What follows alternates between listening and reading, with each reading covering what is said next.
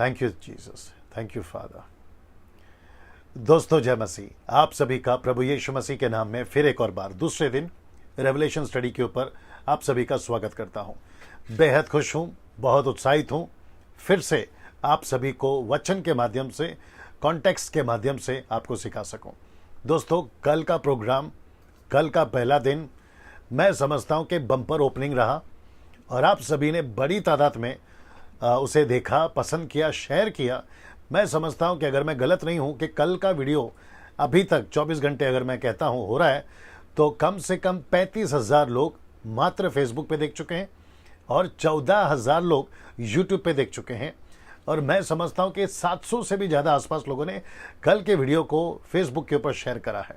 मैं उन सभी के लिए जो ऐसी मेहनत कर रहे हैं, परमेश्वर के राज्य को बढ़ाने के लिए आप अपना एफर्ट दे रहे हैं, मैं आप सभी का बहुत बहुत धन्यवाद करता हूं। दोस्तों 2-3 चीज़ें जल्दी से कर लेते हैं क्योंकि आज का भी जो सेकेंड डे का जो स्टडीज़ है, स्लाइड्स हैं या टीचिंग्स हैं, बहुत सारे हैं क्योंकि मुझे 7 दिन में 22 चैप्टर्स कंप्लीट करने हैं। सो जल्दी से पूछ लेता हूं, क्या आवाज़ ठीक से आ रही है? नीचे टाइप करके बताएं।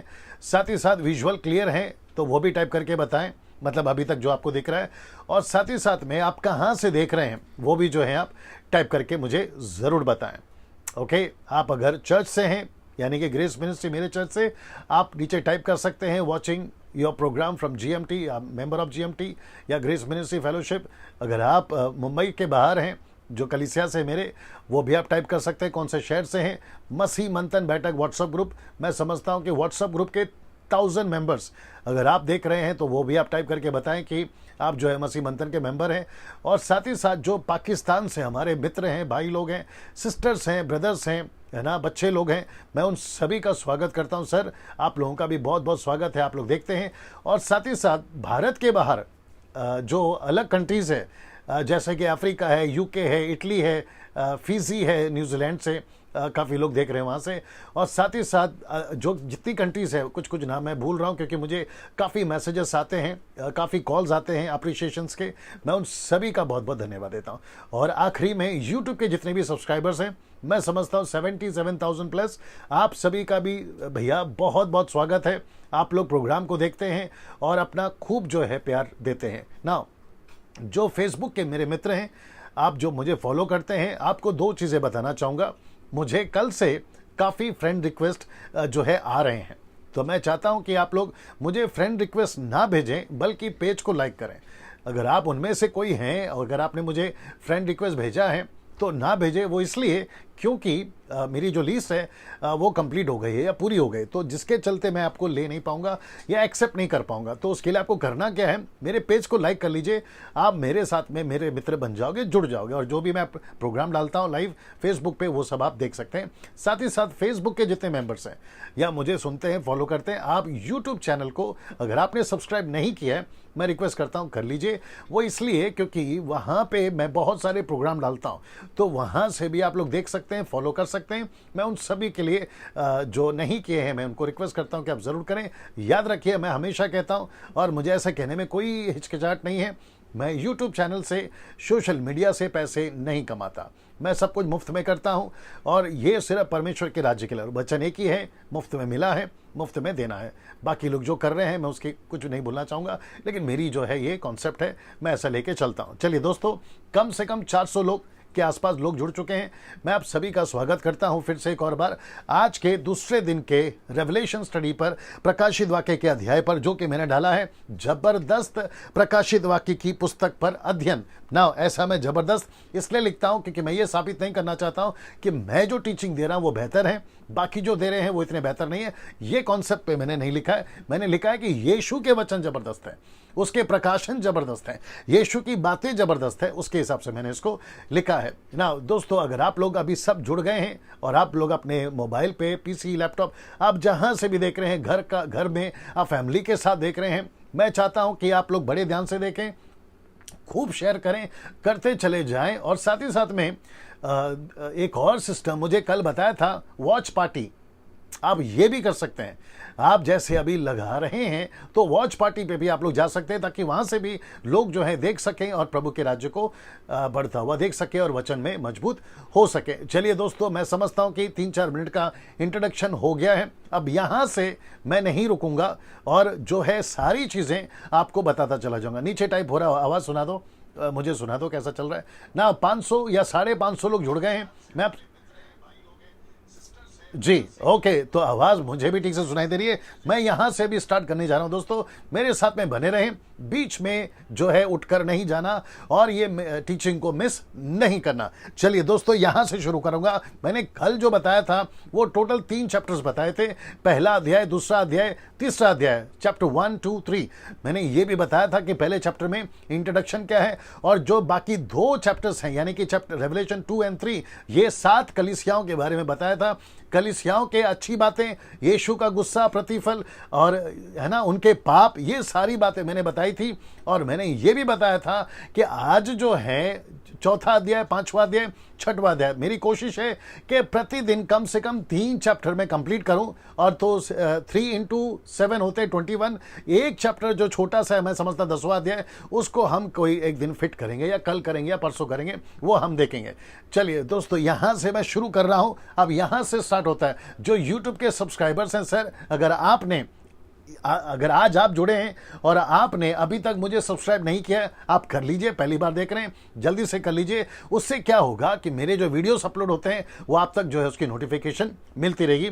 साथ ही साथ जो फेसबुक पे आपने कल का प्रोग्राम नहीं देखा तो मेरे वॉल पे जाइए और आपको कल का वीडियो अपलोड मिलेगा, आप उसको भी देख सकते हैं। आज का प्रोग्राम देखने के बाद में 1 या सवा घंटे का मेरा जो है टॉपिक है, और यही चीज मैं यूट्यूब वालों को भी बोलना चाहूंगा। अगर आप आज देख रहे हैं और आपने कल का वीडियो नहीं देखा तो पहला दिन मैं जो थंबनेल होता है उसके ऊपर डाल चुका हूं कि पहला दिन और चैप्टर डाल चुका हूं। आज भी ऐसा ही होगा जब ये अपलोड होगा। 650 लोग अभी तक जुड़ चुके हैं, मैं उन सभी का स्वागत करता हूं। फिर और एक बार, आप जहां से भी देख रहे हैं सर, आप सभी का स्वागत है। प्रभु आपको आशीष दे। नाउ यहां से स्टार्ट हो रहा है, ये रहा 4था अध्याय।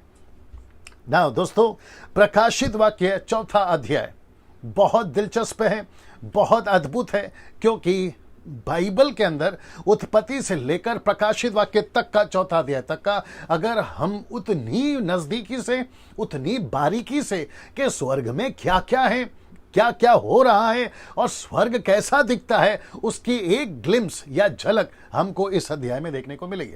मैं इसको बताते वक्त में बहुत उत्साहित हूं, क्योंकि आपको और मुझे आज नहीं तो कल, कभी भी जब हम इस दुनिया से रुखसत होंगे, हम यहीं पे जाने वाले हैं और हम इसी दुनिया के जो है सदस्य, मेंबर या फिर हम पार्ट होने जा रहे हैं। तो ये बहुत इंटरेस्टिंग है। आइए देखते हैं सबसे पहला क्या है। एक बहुत जरूरी बात जो आपको सबसे पहले मैं बता दूं, और वह है कि 4थे अध्याय से लेकर अध्याय 19 तक आपको कलीसिया का जिक्र नहीं मिलेगा।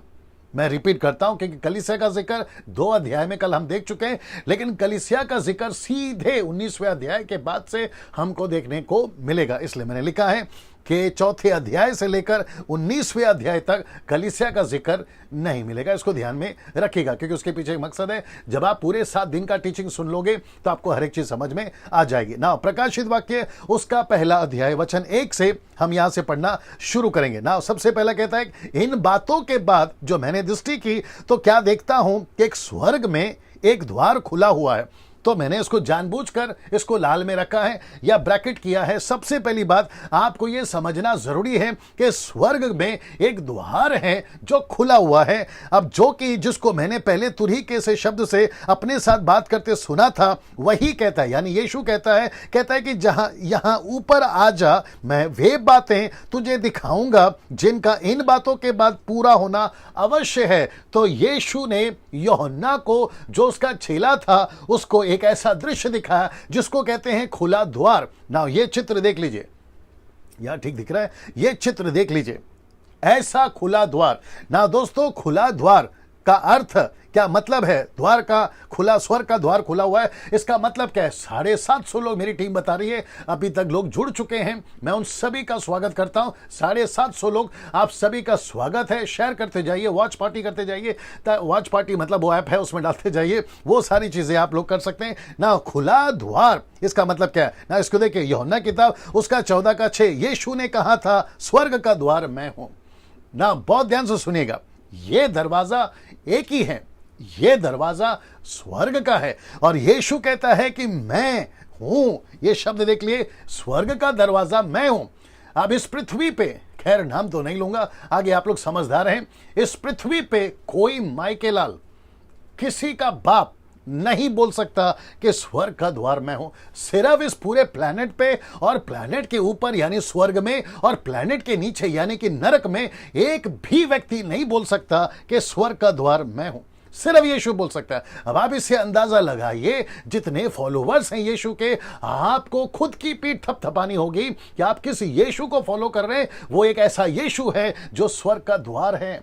यीशु ने कहा मैं स्वर्ग का द्वार हूं, और यहां द्वार खुला हुआ है, मतलब उद्धार का कार्य अभी भी जारी है। तो जितने मेरे हिंदू भाई, मेरे जितने मुस्लिम भाई, मेरे जितने बुद्धिस्ट भाई, और पूरे दुनिया के आप जहां कहीं से भी सुन रहे हैं या देख रहे हैं, अगर आप हिंदी भाषा समझते हैं, यीशु कहता है कि अभी भी द्वार खुला है। कौन सा? उद्धार का, सैल्वेशन का। ये दरवाजा अभी भी खुला है। अगर आपने अभी तक उद्धार नहीं पाया, मैं आप सभी को इनवाइट करता हूं, आप सभी को वेलकम करता हूं कि यीशु के राज्य में आइए, यीशु के स्वर्ग में आइए, ताकि यीशु मसीह ने, जिसने कहा कि स्वर्ग का द्वार मैं हूं, वो आपको, जब आपकी आत्मा, जिस दिन पृथ्वी पे तुम मर जाओगे, बीमारी से, आत्महत्या से, क्षमा करे, हादसों से, आप जैसे भी मरते हो, आपको यीशु मसीह स्वर्ग पे ले लेगा। आत्महत्या नहीं, हादसा। जी हां दोस्तों, ना इसको देखिए, प्रकाशित वाक्य 4:2, और तुरंत मैं आत्मा में आ गया और क्या देखता हूं कि एक सिंहासन स्वर्ग में धरा है और उस सिंहासन पर कोई बैठा है।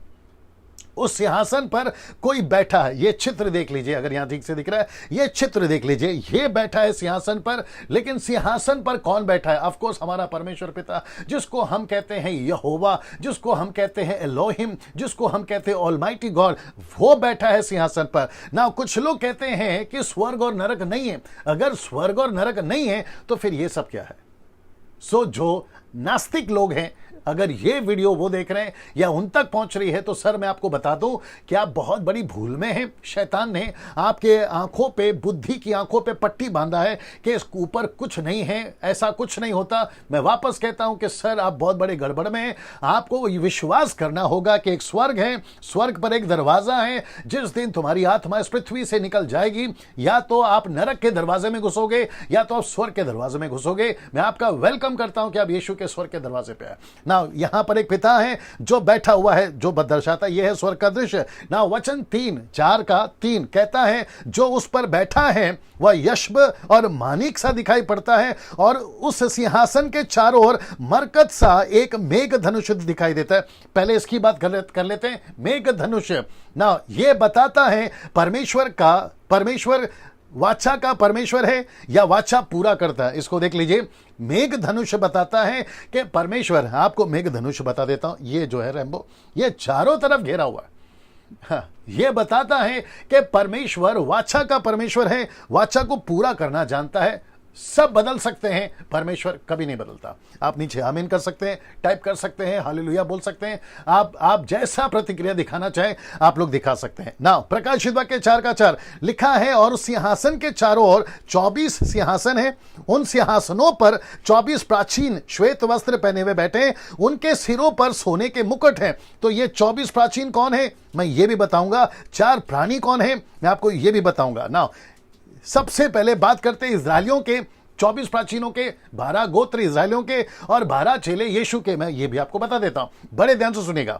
ना सबसे पहले प्रकाशित वाक्य 4:5 लिखा है, उस सिंहासन में से बिजली और गर्जन निकलते हैं। सिंहासन के सामने आग के 7 दीपक जल रहे हैं। ये परमेश्वर की 7 आत्माएं हैं, जो कि मैं आपके बीच में अभी रखने जा रहा हूं।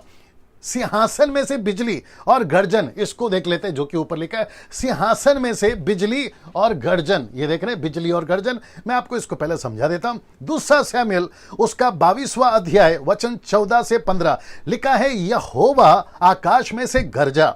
याद रखो, गरजा। फिर कहते हैं, परम प्रधान ने अपनी वाणी सुनाई, उसने तीर चला चला कर मेरे शत्रुओं को तितर बितर कर दिया। अब जरा ध्यान दीजिएगा इसको, और बिजली गिरा गिरा कर उसको परस्त कर दिया। इसका मतलब है जहां परमेश्वर बैठता है, मैं आपको चित्र वापस दिखा देता हूं, जहां परमेश्वर बैठता है, ये देख रहे हैं बिजली, अगर आप देख सके, ऐसा है आपका परमेश्वर। बड़े ध्यान से सुनिएगा, जितने वर्शिपर्स हैं, म्यूजिशियंस हैं, यीशु को प्रचार करने वाले लोग हैं। सर, ये है आपका परमेश्वर।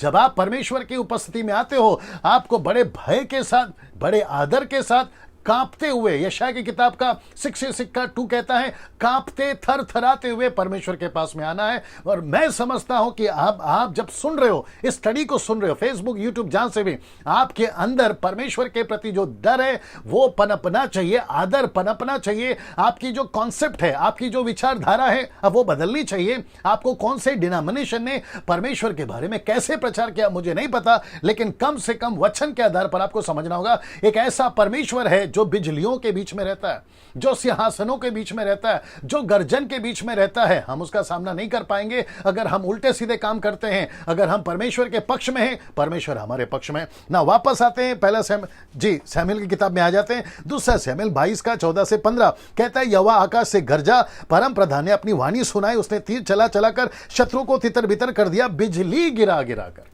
Can you believe this? बिजली गिरा गिरा कर ना। आग के साथ दीपक क्या बताते हैं? जो लगातार जल रहे हैं, आग के दीपक क्या बता रहे हैं? ये पवित्र आत्मा बड़े जोरों से काम कर रहा है, आत्मा बचाने का, कलीसिया स्थापना करने का। इसका मतलब है कि पवित्र आत्मा पृथ्वी पर अभी है, स्वर्ग में नहीं है, पृथ्वी पर है। और कहता है कि आग के साथ दीपक जल रहे हैं। ये शब्द को देख लीजिए, दीपक जल रहे हैं। इसका मतलब है जी, इसका मतलब है कि पवित्र आत्मा बड़े जोरों से काम कर रहा है।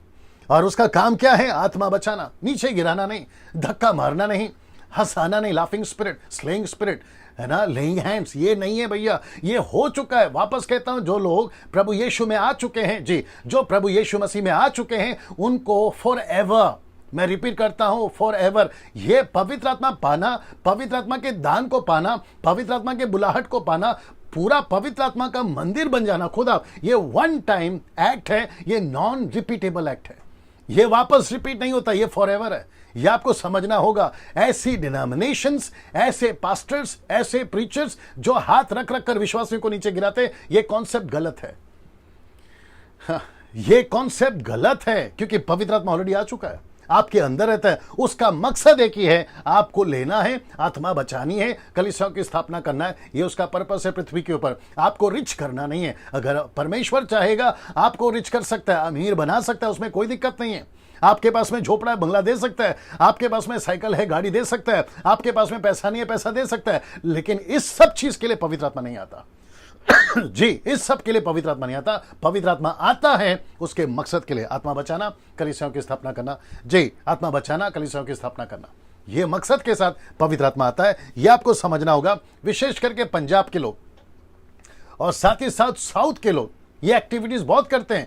आत्माओं को बुलाते हैं, मतलब कलीसियाओं को बुलाते हैं, हाथ रखते हैं नीचे, ठपाक ठपाक ठपाक, ऐसे ना जाने कितनी एक्टिविटीज चलती हैं, जिसको नॉन बिब्लिकल एक्टिविटीज मैं कहता हूं। ये आपको ध्यान रखना होगा ना। प्रकाशित वाक्य 4:6 क्या कहता है, ये देखते हैं। सिंहासन के सामने मानो बिल्लोर के समान कांच का समंदर है। कौन सा समंदर है? कांच का समंदर। ये मुझे गूगल में इसकी फोटो नहीं मिली, नहीं तो मैं डाल सकता था, मुझे ये नहीं मिली ना। इसको देखिए, यहां पे कांच के समंदर का 2 थियरी हो सकती है, आपके बीच में रखने जा रहा हूं। ये मेरा अपना इंटरप्रेट है। कम से कम 26 साल से यीशु के वचन को पढ़ते वक्त में मैंने ये समझा है, क्योंकि यूहन्ना सब कुछ नहीं बता रहा है। बंद कर दीजिए, यूहन्ना सब कुछ नहीं बता रहा है। सबसे पहला थियरी, शहीद आत्माएं। कांच का समंदर का मतलब है, सबसे पहली थ्योरी जो है शहीद आत्माएं, और दूसरा है सच्चे मसीह जो मर जाते हैं। मैंने सच्चे मसीह लिखा, देख लीजिए आप। इसका मतलब क्या है? फेक मसीह भी होते हैं, मतलब उल्टे सीधे मसीह लोग हैं। ओके, ठीक है, उल्टे सीधे मसीह लोग भी होते हैं। तो एक है शहीद मसीह और दूसरे हैं सच्चे मसीह जो मर जाते हैं, जो परमेश्वर के सामने रहते हैं। क्योंकि बिल्लोर के समान कांच का समंदर, मैं नहीं समझता कुछ और होगा। तो सपोर्ट के लिए एक वचन रख रहा हूं, आप उसको देख लीजिएगा। प्रकाशित वाक्य 6:9 कहता है, जब उसने 5वीं मोहर खोली तो मैंने वेदी के नीचे उनके प्राणों को देखा, उनके प्राणों को देखा जो परमेश्वर के वचन के कारण और उस गवाही के कारण उन्हें दी थी, वध किए गए थे। इसका मतलब है परमेश्वर के पास जो वेदी है उसके नीचे कुछ आत्माएं हैं। मैं उसके ऊपर भी आऊंगा बाद में। कुछ आत्माएं हैं, तो इसका मतलब है परमेश्वर के सामने या परमेश्वर की दृष्टि में कांच का समंदर बताता है शहीद आत्माएं या फिर सच्ची मसीह जो मर जाते हैं वो। प्रकाशित वाक्य 4:6 क्या कहता है, ये देखते हैं। सिंहासन के बीच में और सिंहासन के चारों ओर 4 प्राणी हैं। हाँ, आप लोग जब भी बाइबल पढ़ते हैं, खास करके प्रकाशित वाक्य, तो आप लोग यहां पे उलझ जाते हैं। ये 4 प्राणी कौन है जिसका चित्र मैं आपको अभी दिखाऊंगा, ये आप लोग उलझ जाते हैं। बट परमेश्वर का धन्यवाद हो कि आप सभी के लिए परमेश्वर ने अद्भुत प्रकाशन के साथ में ये स्टडी के माध्यम से आपके बीच में रखने के लिए कृपा दी है। मैं आपको बताने जा रहा हूं ये 4 प्राणी कौन है जिनके आगे पीछे आंखें ही आंखें हैं। तो सबसे पहले प्रकाशित वाक्य 4 का 7 पढ़ लेते हैं। लिखा है, पहला प्राणी सिंह के समान, दूसरा प्राणी का मुंह बछड़े के समान, तीसरा प्राणी का मुंह मनुष्य का सा, और चौथे प्राणी उड़ते हुए उकाब का। ये सब सिंबॉलिक है, चिन्ह के रूप में है। मैं आपको पहले दिन ही बता चुका, यानी कि यस्टरडे मैं आपको बता चुका हूं, ठीक है ना। इसको बड़े ध्यान से सुनिएगा। सिंह, बछड़ा, मनुष्य, उकाब। दोस्तों, इस पर 2 थियरी है, आपके बीच में रखने जा रहा हूं। एक है, कुछ कहते हैं ये 4 सुसमाचार हैं, मैं भी मानता हूं मैं आता हूं इसके ऊपर। कुछ कहते हैं कि ये 4 सुसमाचार है, यानी कि 4 किताबें हैं। दूसरा कहते हैं ये 4 करूब हैं, एंजल्स, करूब जिसके 6 पंख के, मैं आऊंगा उसके ऊपर। ये वो कहते हैं, ठीक है ना। सबसे पहले बात करते हैं पहले थियरी की। पहली थियरी में 4 सुसमाचार की आइए बात करते हैं। ये देख लीजिए, चित्र देख लीजिएगा आप लोग। पहले सबसे पहले है आपका सिंह, फिर उसके बाद में मनुष्य, फिर उसके बाद में उकाब, और ये रहा बछड़ा। लेकिन सीक्वेंस में मैं आपके बीच में रखने जा रहा हूं कि लाइन में पहला क्या आना चाहिए। सबसे पहले ये देख लीजिएगा पहली थ्योरी। दोस्तों, मती पहला थ्योरी या पहला सीक्वेंस आएगा। मती की किताब सी के रूप में यीशु मसीह को राजा घोषित किया गया। जब 3 ज्योतिष आए थे, तो क्या, क्षमा करें, 3 खैर नंबर नहीं है, लेकिन कई ज्योतिष होंगे, उन्होंने क्या कहा, राजा कहां है। तो सी किसका राजा है, जंगल का, जी, उसको बताता है।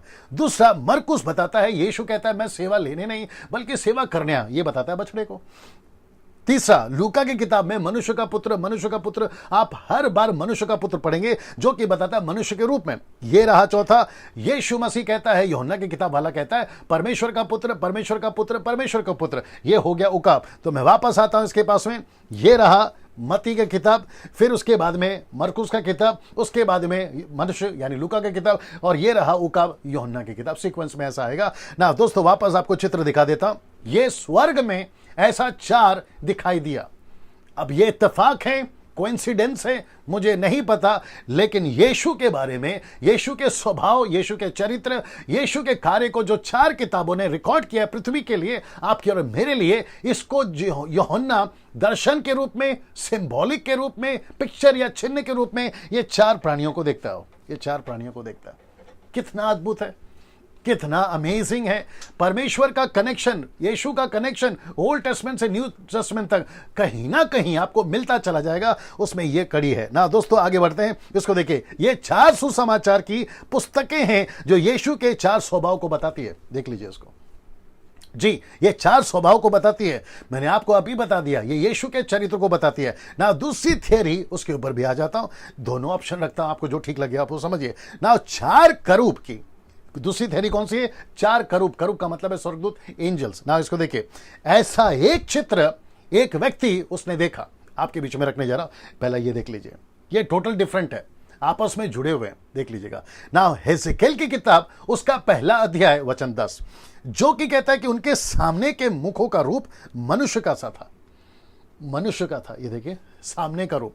फिर कहता है उन 4 के दाहिने और की मुख सी का, फिर कहता है भाई और के मुख बैल के से था, यानी बछड़े के, फिर 4 के पीछे के मुख उकाब के पक्षी का था। तो इसका मतलब है, ये चित्र देख लीजिए आप, आपको हूबहू हेजेकियेल लिखने वाला ये दृश्य को देखता है और उसका वो वर्णन करता है। कितनी अमेजिंग है कि ओल्ड टेस्टमेंट में हेजेकियेल की पुस्तक में मती, मरकुस, लूका, यूहन्ना, यीशु के 4 स्वभाव, ये यीशु के 4 गुण दिखाई देते हैं इसको देखिए दोस्तों, एग्जैक्टली ये चित्र अगर आपको दिख रहा होगा, एग्जैक्टली ये चित्र हेजेकियेल का 10 का 20 में क्या कहता है, देखिए, ये वे ही जीवधारी हैं जो मैंने कबार नदी के पास इज़राइल के परमेश्वर के नीचे देखे थे, नदी के नीचे परमेश्वर के सामने देखे थे, और मैंने जान लिया कि ये करूब है। ये हेजेकियेल कहता है मैंने जान लिया कि ये करूब है, इसमें कोई दिक्कत नहीं है। उसने कहा कि ये मुझे उकाब जैसा दिखता है, जो शेर जैसा दिखता है, बछड़ा मनुष्य जैसा दिखता है, ये कोई स्वर्गदूत होगा, क्योंकि उसको नहीं पता था ना, ओल्ड टेस्टमेंट का बंदा है, मती, मरकुस, लूका, यूहन्ना में यीशु मसीह क्या चरित्र दिखाएगा, उसका स्वभाव क्या होगा, वो नहीं बता सकता, और ना ही परमेश्वर बताएगा। तो उसने जान लिया कि ये करूब है। अब ये फिक्स नहीं है, ये इसका इंटरप्रेट है, किसका? एजेकिएल का। ये एजेकिएल का इंटरप्रेट, कुछ लोग कहते हैं कि देखो एजेकिएल ने कहा, एजेकिएल का इंटरप्रेट है, ये उसकी अपनी भाषा है, लेकिन क्या परमेश्वर ने कहा कि भैया जो तू देख रहा है वो वाकई में करूब है? तो ये थ्योरी को भी आपको समझना होगा। बट इसको बड़ा मजा आएगा, इसी को, किसको? ये 4 प्राणियों को जिसके 6 पंख है, यशाया ने कैसे देखा, मैं लिखने जा रहा हूं। ये लेकिन लिखा है, लेकिन यशाया इन 4 प्राणियों को सुसमाचार से जोड़ता है, और उसका कॉन्टेक्स्ट है, गेट रेडी, उसका कॉन्टेक्स्ट क्या है मैं आपके बीच में रखने जा रहा हूं। यशाया की किताब, उसका 6वां अध्याय वचन 1 से लेके 9 तक। मेरी लड़की सलोमी पढ़ेगी, बड़े ध्यान से सुनेगा जी। जी।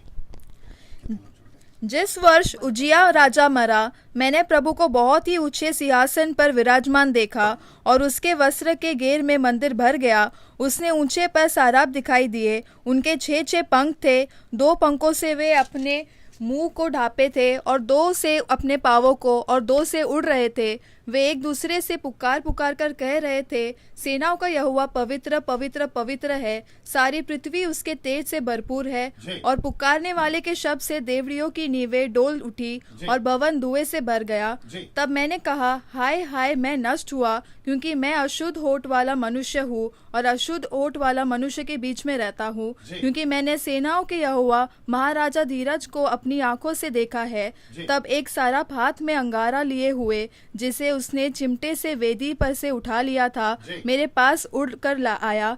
उसने उनसे मेरे मुंह को छूकर कहा, देख, इसने तेरे होठों को छू लिया है, इसलिए तेरा अधर्म दूर हो गया और तेरे पाप क्षमा हो गए। तब मैंने प्रभु का यह वचन सुना, मैं किसको भेजूं, और हमारा ओर से कौन जाएगा? तब मैंने कहा, मैं यहाँ हूँ, मुझे भेज। Okay, that's it. तो इसका मतलब है दोस्तों, बड़े ध्यान से सुनेगा, आपने 9 कंप्लीट नहीं किया, कर लीजिए जी। उसने कहा, जा और इन लोगों से कह, सुनते ही रहो परंतु न समझो, देखते ही रहो परंतु न बुझो। ओके, तो इसका मतलब है कि यहाँ पर जो यहोशू है वो कह रहा है कि मैं किसको भेजूं। उसने आवाज को सुना, ये एलोहिम बात करे, पिता पुत्र पवित्र आत्मा, लेकिन यशाया कहता है मुझे भेज, मैं जाऊंगा। तो उसने कौन से करूब देखे? उसने कौन से करूब देखे? उसने 4 प्राणी देखे, उसने 6 पंख देखे। प्रकाशित वाक्य 4:8 में आपको पता चल जाएगा कि 6 पंख है, 6 क्या बोलते हैं उसको, विंग्स, 6 पंख हैं। किसको? उन स्वर्गदूतों को। तो इसका मतलब है कि यहाँ पे जो आप चित्र देख रहे हैं, इनको भी 6 पंख है। अभी हेजेकिएल अलग देखता है, यशाया अलग देखता है, इसलिए मैंने कहा कि कॉन्टेक्स्ट को आपको समझना होगा, कॉन्टेक्स्ट को आपको समझना होगा। सो इसलिए लिखा है चेक द कॉन्टेक्स्ट। इसका मतलब है कि वो स्वर्गदूत, ये 4 प्राणी, इनका कनेक्शन किसके साथ में है? सुसमाचार से। कहां लिखा है? मैंने आपको अभी पढ़वा दिया वचन 8 और 9 में, इसी का 8 और 9 में। वचन कौन सुनाएगा? मैं किसको भेजूं? तो इसका मतलब है सुसमाचार की बात हो रही है। तो ये रहा 4 प्राणियों का खुलासा या इंटरप्रेट। 2 थियरी में आपको बता दिया, आपको जैसा ठीक लगे आप उसको ले सकते हैं और अपना जो है जीवन जी सकते हैं। नाउ जिनके आगे पीछे आंखें ही आंखें, अब ये क्या है? चारों तरफ आंखें, पंख के चारों तरफ आंखें, उनका जो पूरा शरीर है उसमें आंखें ही आंखें। कितनी अद्भुत बात है ना। इसको देखिए, यह दर्शाता है, पहला एक प्रभु के ज्ञान को बताता है, चारों तरफ आंखें आंखें ज्ञान को बताता है, और दूसरा प्रभु की दृष्टि को बताता है। यह वचन का है, सपोर्ट के लिए दे रहा हूं। पहला पत्र 3:12 कहता है, क्योंकि प्रभु की आंखें धर्मियों पर लगी रहती हैं, उसके कान उनकी विनती की ओर लगी रहती हैं, परंतु प्रभु बुराई करने वालों के विमुख रहता है। तो इसका मतलब है कि प्रभु की आंखें चारों तरफ हैं। ये भी बताता है यीशु कौन है? वचन। इसलिए तो लिखा यूहन्ना 1:1 में, आदि में वचन था, वचन परमेश्वर के साथ और वचन परमेश्वर ही था। तो वचन ही यीशु है, यीशु ही वचन है। तो यीशु सब देखता है, परमेश्वर सब देखता है। हम कहीं नहीं बच सकते परमेश्वर के नजर से। पहाड़ पे चले जाओ, पहाड़ के पीछे छुप जाओ, चाइना वॉल के पीछे छुप जाओ, तो भी आप बच नहीं सकते। पानी में चले जाओ तो भी नहीं बच सकते। तरशीश को भाग गया था यूहन्ना, उसको लगा परमेश्वर नहीं देख सकता, लेकिन वहां तक परमेश्वर की आंखें गए। अद्भुत है परमेश्वर, सर्वव्यापी है, ओमनी पोटेंशियल गॉड, एक टाइम पे सब जगह रह सकता है। वो अद्भुत कार्य परमेश्वर है, और ऐसे परमेश्वर को हम स्वीकार कर रहे हैं। कितनी बड़ी बात है। इसलिए तो कहता है कि घमंड करो कि तुमको पैसे का, ताकत का, बुद्धि का नहीं, यहोवा को जानने का घमंड है। कितनी अद्भुत बात है ना।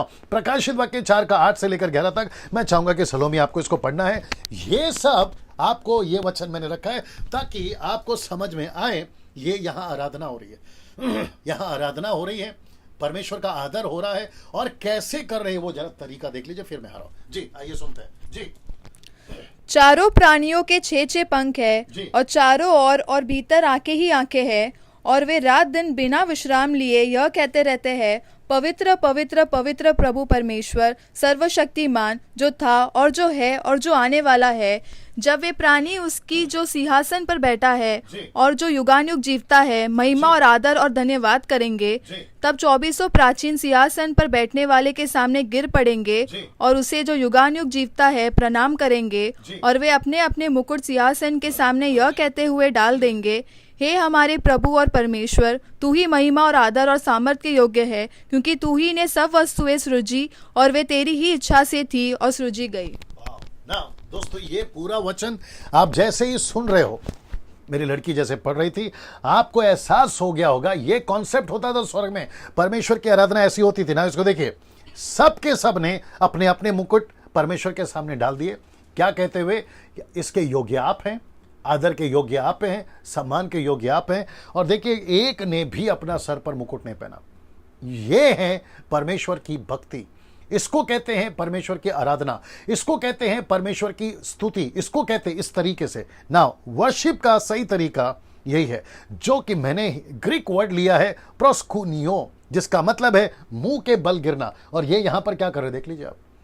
नाउ इसको दिखाकर अब अगर कोई वर्शिपर देख रहा है मुंबई से, पूना से, नागपुर से, पंजाब से, गुजरात से, साउथ से, नॉर्थ से, या फिर कहीं से भी आप अगर देख रहे हैं, ऐसी पैटर्न की आराधना चाहिए आज।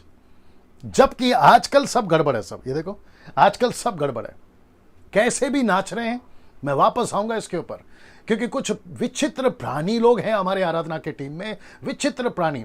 उनका कॉन्सेप्ट ही कहीं से मैच नहीं करता, ना कोई वचन का स्क्रिप्चर मैच करता है, ना कॉन्टेक्स्ट में मैच करता है। कहते हैं कि 2-2, 3-3 घंटा नाचते रहो, ढोल बजाते रहो, गाते रहो। ये नहीं था सर ऐसा वाला, ये वर्शिप नहीं है परमेश्वर की। परमेश्वर की वर्शिप ऐसी थी, ये देखो ऐसी थी।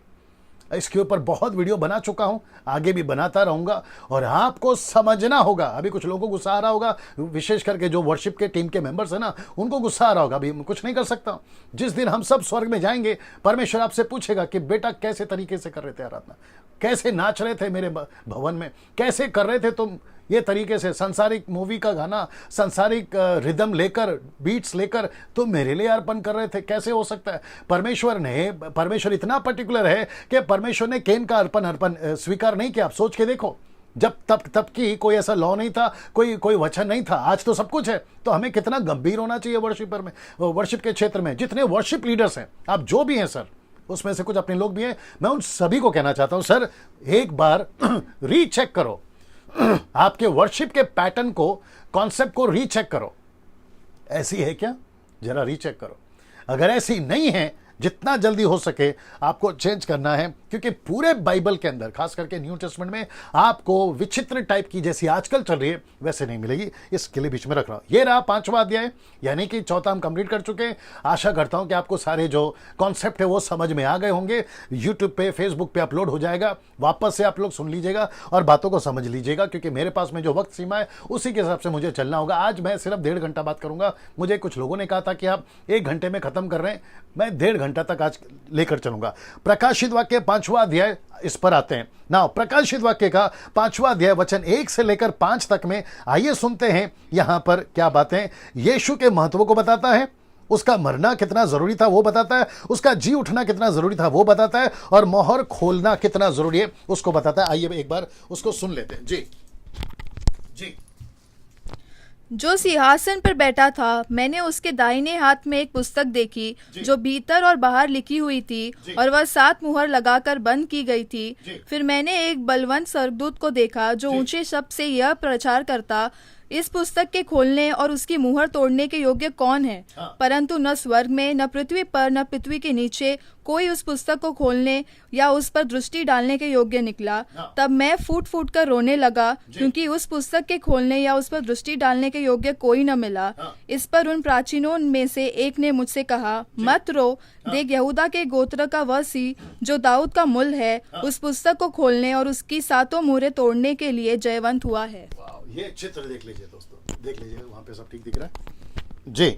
वापस आता हूं दोस्तों, बड़े ध्यान से सुनिएगा ना। ये चित्र हम कुछ देर के लिए रख रहे हैं, इसको मैं वापस डालूंगा आपके बीच में। ना मैं फिलहाल आपको एक से वापस लेकर चलता हूं। जो सिंहासन पर बैठता, मैंने उसके दाहिने हाथ में एक पुस्तक को देखी, भीतर बाहर खुली हुई थी, वह 7 मोहर लगाकर बंद की गई थी। फिर मैंने एक बलवंत स्वर्गदूत को देखा, ऊंचे शब्द से यह प्रचार करता हुआ, पुस्तक को कौन खोलेगा, इसकी मोहर तोड़ने के लिए योग्य कौन है। फिर वचन 3 कहता है, ना स्वर्ग में, ना पृथ्वी पर, ना पृथ्वी के नीचे, ये जितने भी लाल हैं, आप समझ जाइए, स्वर्ग, पृथ्वी और पृथ्वी के नीचे, तीनों लोक में एक भी नहीं था ये पुस्तक को खोलने के योग्य या उस पर दृष्टि डालने के लिए योग्य कोई ना था। जैसे मैंने कहा कि स्वर्ग का दरवाजा एक ही है, स्वर्ग एक ही है, और वो है यीशु। स्वर्ग का दरवाजा यीशु है। वैसे ही इस पुस्तक को खोलने के लिए, उसकी मोहर को खोलने के लिए भी एक ही है, और वो है Yeshu. Can you believe this? कितना अद्भुत है। अब विचित्र विचित्र तरह के कॉन्सेप्ट पूरे दुनिया में है कि हमारा वाला है, तेरा वाला है, उसका वाला है, हमारा वाला भी है। तो फिर यार ये कहां जाएगा? ना पृथ्वी के ऊपर, ना पृथ्वी के नीचे, ना स्वर्ग में कोई ऐसा मिला। तो इसका मतलब है कि यीशु को छोड़ कोई मोहर खोलने वाला नहीं मिलेगा। इसके लिए प्रकाशित वाक्य का में जो यूहन्ना लिख रहा है, वो कहता है कि मुझे कुछ नहीं दिख रहा है, फिर ये मोहर खोलेगा कौन? इसके मोहर का खुलना बहुत जरूरी है। अगर ये नहीं खुला तो फिर काम आगे कैसे बढ़ेगा? हमने जो इतनी त्यागे दिए, हम बलिदान हुए, उसका बदला कैसे लिया जाएगा? लिखा है कि वो फूट फूट कर रोने लगा। इसका मतलब है अगर कुछ जवाब नहीं मिलता है, आज की बात कर रहा हूं, अगर आपको कुछ जवाब नहीं मिलता है, बैठो परमेश्वर के पास, पूछो परमेश्वर से। पास्टर को फोन मत लगाइए, डैनियल राज जैसों को फोन मत लगाइए, इंटरनेशनल पे पैसे भेज के फोन मत लगवाइए, या प्रार्थना मत करवाइए, खुद बैठिए, ये बताता है। और फिर परमेश्वर आपके प्रार्थना को उत्तर तुरंत देगा। आजकल बड़ी गंदी आदत हो गई है कि प्रार्थना निवेदन बांटते बैठो। कौन से लोग बांटते हैं? जो ऑलरेडी प्रभु में। मैं उनकी बात कर रहा हूं। नए लोग प्रार्थना करें या उनके लिए प्रार्थना करें, कोई दिक्कत की बात नहीं है, लेकिन कम से कम जो विश्वासी हैं वो भी प्रार्थना बांट रहे हैं। पास्टर जी प्रार्थना कर दो, हमारे लिए प्रार्थना कर दो। मैं समझता हूं कि अभी हम मैच्योर हो जाएं, परिपक्व हो जाएं, होशियार हो जाएं और प्रभु के राज्य में आगे बढ़ें। तो फूट फूट कर रोने लगा। कहता है कि इस पुस्तक को कौन खोलेगा, इस पर दृष्टि कौन लगाएगा, इसके योग्य कोई ना मिला तो वो रोने लगा। फिर आता है, देखो क्या लिखा है, तब उन प्राचीनों में से एक ने मुझसे कहा, प्राचीनों में से 24 प्राचीनों में से एक ने कहा, मत रो, देख, मत रो, देख। क्या देख? यहूदा के गोत्र का वह सिंह जो दाऊद का मूल है, इस पुस्तक को खोलने, इसकी मोहरे और 7वें मोहरे को तोड़ने के लिए जयवंत हुआ है। और ये कौन है साहब? ये रहा खूबसूरत चित्र, ये रहा। Can you believe this?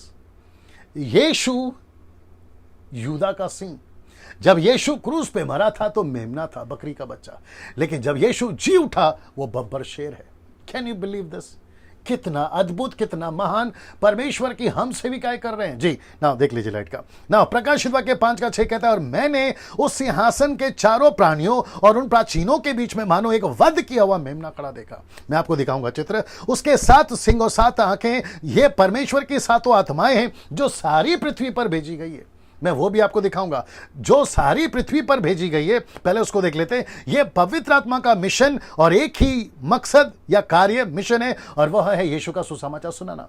तो इसका मतलब है कि पवित्र आत्मा इस पृथ्वी पर एक ही मकसद के साथ है, और वो मकसद है सुसमाचार। मैं इसकी वीडियो बना चुका हूं, आप लोग सब इस बात को जानते हैं। सुसमाचार का मकसद है, एक ही मकसद है, सुसमाचार। ना दोस्तों, मेरे साथ में बने रहे। मेरी टीम बता रही है कि कम से कम 1200 लोग, 1.2 के लोग देख रहे हैं। मैं उन सभी का स्वागत करता हूं। सर, आप लोग थोड़ा लेट जुड़े हैं, मुझे नहीं पता क्या वजह है, लेकिन ये वीडियो जब अपलोड हो जाएगा, इसको पूरा देखिएगा, शेयर करते जाइएगा, वॉच पार्टी करते जाइएगा इस वीडियो के साथ में। और जो YouTube के सब्सक्राइबर्स हैं सर, आप लोग भी जो है अपने तरीके से जैसे आपको ठीक लगे शेयर करते जाइएगा। चलिए वापस आता है इस मुद्दे के ऊपर कि पवित्र आत्मा को एक ही मकसद के साथ पूरी पृथ्वी पर भेजा गया। याद रखो, पूरी पृथ्वी पर, वो चाहे चाइना हो, वो चाहे कोरिया हो, वो चाहे पाकिस्तान भारत हो, वो चाहे अफ्रीकन कंट्री हो, जापानीज कंट्री हो, या फिर आपका क्या कहते हैं अमेरिकन कंट्री हो, या फिर दुनिया के कोई भी आदिवासी आइलैंड, या फिर जो महाद्वीप कहते हैं ना, वो कोई भी दुनिया का उच्च जाति, नीच जाति, अमीर गरीब, रोडपति करोड़पति, उन सब के लिए पवित्र आत्मा का एक ही मिशन है, और वो है सुसमाचार। इस पृथ्वी पर कोई नहीं बचेगा अगर सुसमाचार पर विश्वास नहीं किया। गई भैंस पानी में अनंत काल के लिए। आज का ये मैसेज रिपीट टेलीकास्ट होगा न्याय के दिन। वो परमेश्वर बिरला को पूछेगा, टाटा को पूछेगा, अंबानी को पूछेगा, आपके अमिताभ बच्चन को पूछेगा, बॉलीवुड, हॉलीवुड, टॉलीवुड, सबको पूछेगा कि तुमने सुसमाचार पर विश्वास क्यों नहीं किया। वो चाहे कोई नेता हो, अभिनेता हो, देश का हो, विदेश का हो, उन सबको पूछेगा कि तुमने सुसमाचार पर विश्वास क्यों नहीं किया। एक दिन ऐसा वक्त आएगा उन सबको ऐसे हाथ बांध के खड़ा होना होगा यीशु के पास में, उस सिंहासन के सामने कि तुमने सुसमाचार पर विश्वास क्यों नहीं किया, क्योंकि पवित्र आत्मा को भेजा ही इस मकसद के साथ में ना। दोस्तों, मानो एक वध किया हुआ मेमना खड़ा देखा, मैं भी उसके ऊपर आ रहा हूं, वध किया हुआ मेमना। आइए उसका चित्र देख लीजिए, ये रहा जी जी, चित्र देख लीजिए जी जी, आप देख सकते हैं वध किया हुआ मेमना खड़ा देखा ना। मेमना का अर्थ ऑन कर लीजिए, मेमना का अर्थ है छुटकारा, छुटकारा, ये देख लीजिए आप, छुटकारा, ये शब्द छुटकारा जी, ऑन कर लीजिए जी। छुटकारा देने वाले में, बड़े ध्यान से देखना, छुटकारा देने वाले में 3 गुण होने चाहिए। कितने गुण होने चाहिए? 3 गुण होने चाहिए। आइए देखते हैं वो गुण क्या है। सबसे पहला, मनुष्य का रिश्तेदार होना चाहिए। कौन? जो मेमना छुटकारा देगा, मनुष्यों का या मनुष्य का छुटकारा देने वाला होना चाहिए, मानव जाति का। मनुष्य से मेरा मतलब है आप हिंदू हैं, मुस्लिम हैं, सिख हैं, ईसाई है, बुद्धिस्ट है, पारसी है, आप जो भी है, उससे यीशु का जो छुटकारा देने वाला है कनेक्शन होना चाहिए। दूसरा, दाम चुकाने की उसके अंदर इच्छा होनी चाहिए, मतलब वो खुद से दाम चुकाने की उसके अंदर इच्छा होनी चाहिए। तीसरा, पूरा दाम चुकाना चाहिए, आधा दाम नहीं, पूरा दाम। ये 3 क्वालिटी जिसमें भी है, डंके की चोट पे बोलता हूं, इस पृथ्वी पर कोई माई के लाल यीशु के अलावा या यीशु के अंदर ये 3 क्वालिटी पाई जाएगी, यीशु के अलावा किसी में नहीं है, किसी में नहीं है, किसी में नहीं है। मेरे कुछ मुस्लिम्स दोस्त जो अभी शायद देख भी रहे होंगे या ये वीडियो जब पहुंचेगी वो कहते होंगे कि यीशु मसीह नबी है, यीशु मसीह पैदा हुआ, यीशु मसीह मनुष्य है। ऑफ कोर्स हम भी मानते हैं यीशु 100% अगर मनुष्य है तो यीशु 100% परमेश्वर भी है। ये क्यों नहीं मानते? यीशु मनुष्य क्यों बना? अगर आप इसी को नहीं समझोगे तो फिर तो सैल्वेशन और उद्धार और जन्नत जाने वाली बातों से तो आप कोसों दूर हैं सब। यही कॉन्सेप्ट को नहीं समझे तो गई भैंस पानी में। यीशु रिश्तेदार बनने के लिए मनुष्यों का, इसलिए उसको मनुष्य को बनना पड़ा। आइए मैं आपको दिखाता हूं। यीशु में ये 3 गुण थे, यीशु में ये 3 गुण थे। बड़े ध्यान से सुनिएगा। यीशु हमारा रिश्तेदार बना। कहां लिखा? निकलना जल्दी से। कहां लिखा? यूहन्ना की किताब उसका 1:14। जी आइए सुनते हैं, यूहन्ना की किताब उसका 1:14 पढ़ते हैं। यीशु हमारा रिश्तेदार बना। नीता सोलोमन जी अगर आप देख रही हैं वचन को डाल दीजिएगा जी। आइए सुनते हैं क्या लिखा है जी। यूहन्ना की किताब उसका 1:14, यीशु मसीह हमारा रिश्तेदार बना। आइए सुनते हैं जी। यूहन्ना की किताब उसका 1:14 जी जी। और वचन देहधारी हुआ और अनुग्रह और सच्चाई से परिपूर्ण होकर हमारे बीच में डेरा किया, और हमने उसकी ऐसी महिमा देखी जैसे पिता की एकलौते की महिमा। वापस पढ़ो, वापस पढ़ो, वापस पढ़ो। और वचन देहधारी हुआ। एक मिनट, क्या लिखा है? वचन देहधारी हुआ। पढ़ो पढ़ो पढ़ो पढ़ो। ओके पढ़िए। हाँ। और वचन देहधारी हुआ जी, और अनुग्रह और सच्चाई से परिपूर्ण होकर हमारे बीच में डेरा किया। शब्द है पहला यूहन्ना 1:14, वचन देहधारी हुआ, मतलब ही बिकेम ए फ्लैश, मनुष्य बना। ये बताता है उसको आगे। और हमने उसकी ऐसी महिमा देखी, ऐसी महिमा देखी जैसे पिता के इकलौते की महिमा। तो इसका मतलब है, मैंने क्या कहा था, उसको रिश्तेदार होना होगा। किसका? मनुष्य का। इसका मतलब है वो परमेश्वर के तरफ से आया हुआ मनुष्य का रिश्तेदार होना चाहिए, क्योंकि पेनल्टी जो है वो परमेश्वर को भरनी है। Can you believe this? Supreme court को नहीं, परमेश्वर को। गुनहगार परमेश्वर के, सुप्रीम कोर्ट के नहीं या किसी कंट्री के कोर्ट के नहीं। हम परमेश्वर के गुनहगार हैं। तो परमेश्वर की तरफ से एक ऐसा व्यक्ति आना चाहिए जो रिश्तेदार हो। इसके ऊपर बहुत कुछ बात कर सकता हूं लेकिन वक्त की कमी है, ठीक है ना। यीशु मसीह रिश्तेदार बना। किसका? मनुष्य का। हिंदू का बना, मुस्लिम का बना, सिख का बना, ईसाई का बना, अमीर का बना, गरीब का बना, देश का बना, विदेशी का बना, वो दुनिया का कोई भी इंसान हो, यीशु सबका रिश्तेदार बना। कैसे बना? मरियम के कोख से पैदा होकर, इंसान बनकर। इसलिए लिखा है कि उसको इंसान बनकर आना जरूरी था। दूसरा, आइए देखते हैं, दाम चुकाने की इच्छा थी। यशायाह की किताब उसका 53 पढ़ते हैं। लिखा है कि उसके अंदर दाम चुकाने की इच्छा होनी चाहिए। जी, यशायाह की किताब उसका 53, the book of Isaiah chapter 53 verse 7। First, पहला इंग्लिश में बोल देता ये वाला, first John, the book of John chapter 1 verse 14। आइए सुनते हैं आइजाया 53:7 जी। वह सताया गया तो भी वह सहता रहा और अपना मुंह न खोला। जिस प्रकार भेड़ वध होने के समय और बेड़ी उन खतरने के समय चुपचाप शांति रहती है, वैसे ही चुपचाप से शांत रहती है जी, वैसे ही उसने भी अपना मुंह न खोला। जी। वापस पढ़िए, वापस पढ़िए। वह सताया गया जी। तो भी वह सहता रहा जी। और अपना मुंह न खोला। जी। जिस प्रकार भेड़ वध होने के समय और भेड़ी ऊन कतरने के समय चुपचाप शांत रहती है, जी। वैसे ही उसने भी अपना मुंह न खोला। ओके, बड़े ध्यान से सुनिएगा। 2 हफ्ता पहले मैं जब वीडियो बना रहा था sons of God and daughters of men, तो कुछ विचित्र लोग आ गए थे उसमें कमेंट्स करते हुए। शायद आप लोग जानते भी होंगे, आप लोगों ने देखा भी होगा। तो उनमें से कुछ कमेंट्स ऐसे थे, जो यीशु खुद को नहीं बचा सका वो हमको क्या बचाएगा, ऐसा एक लाइन था।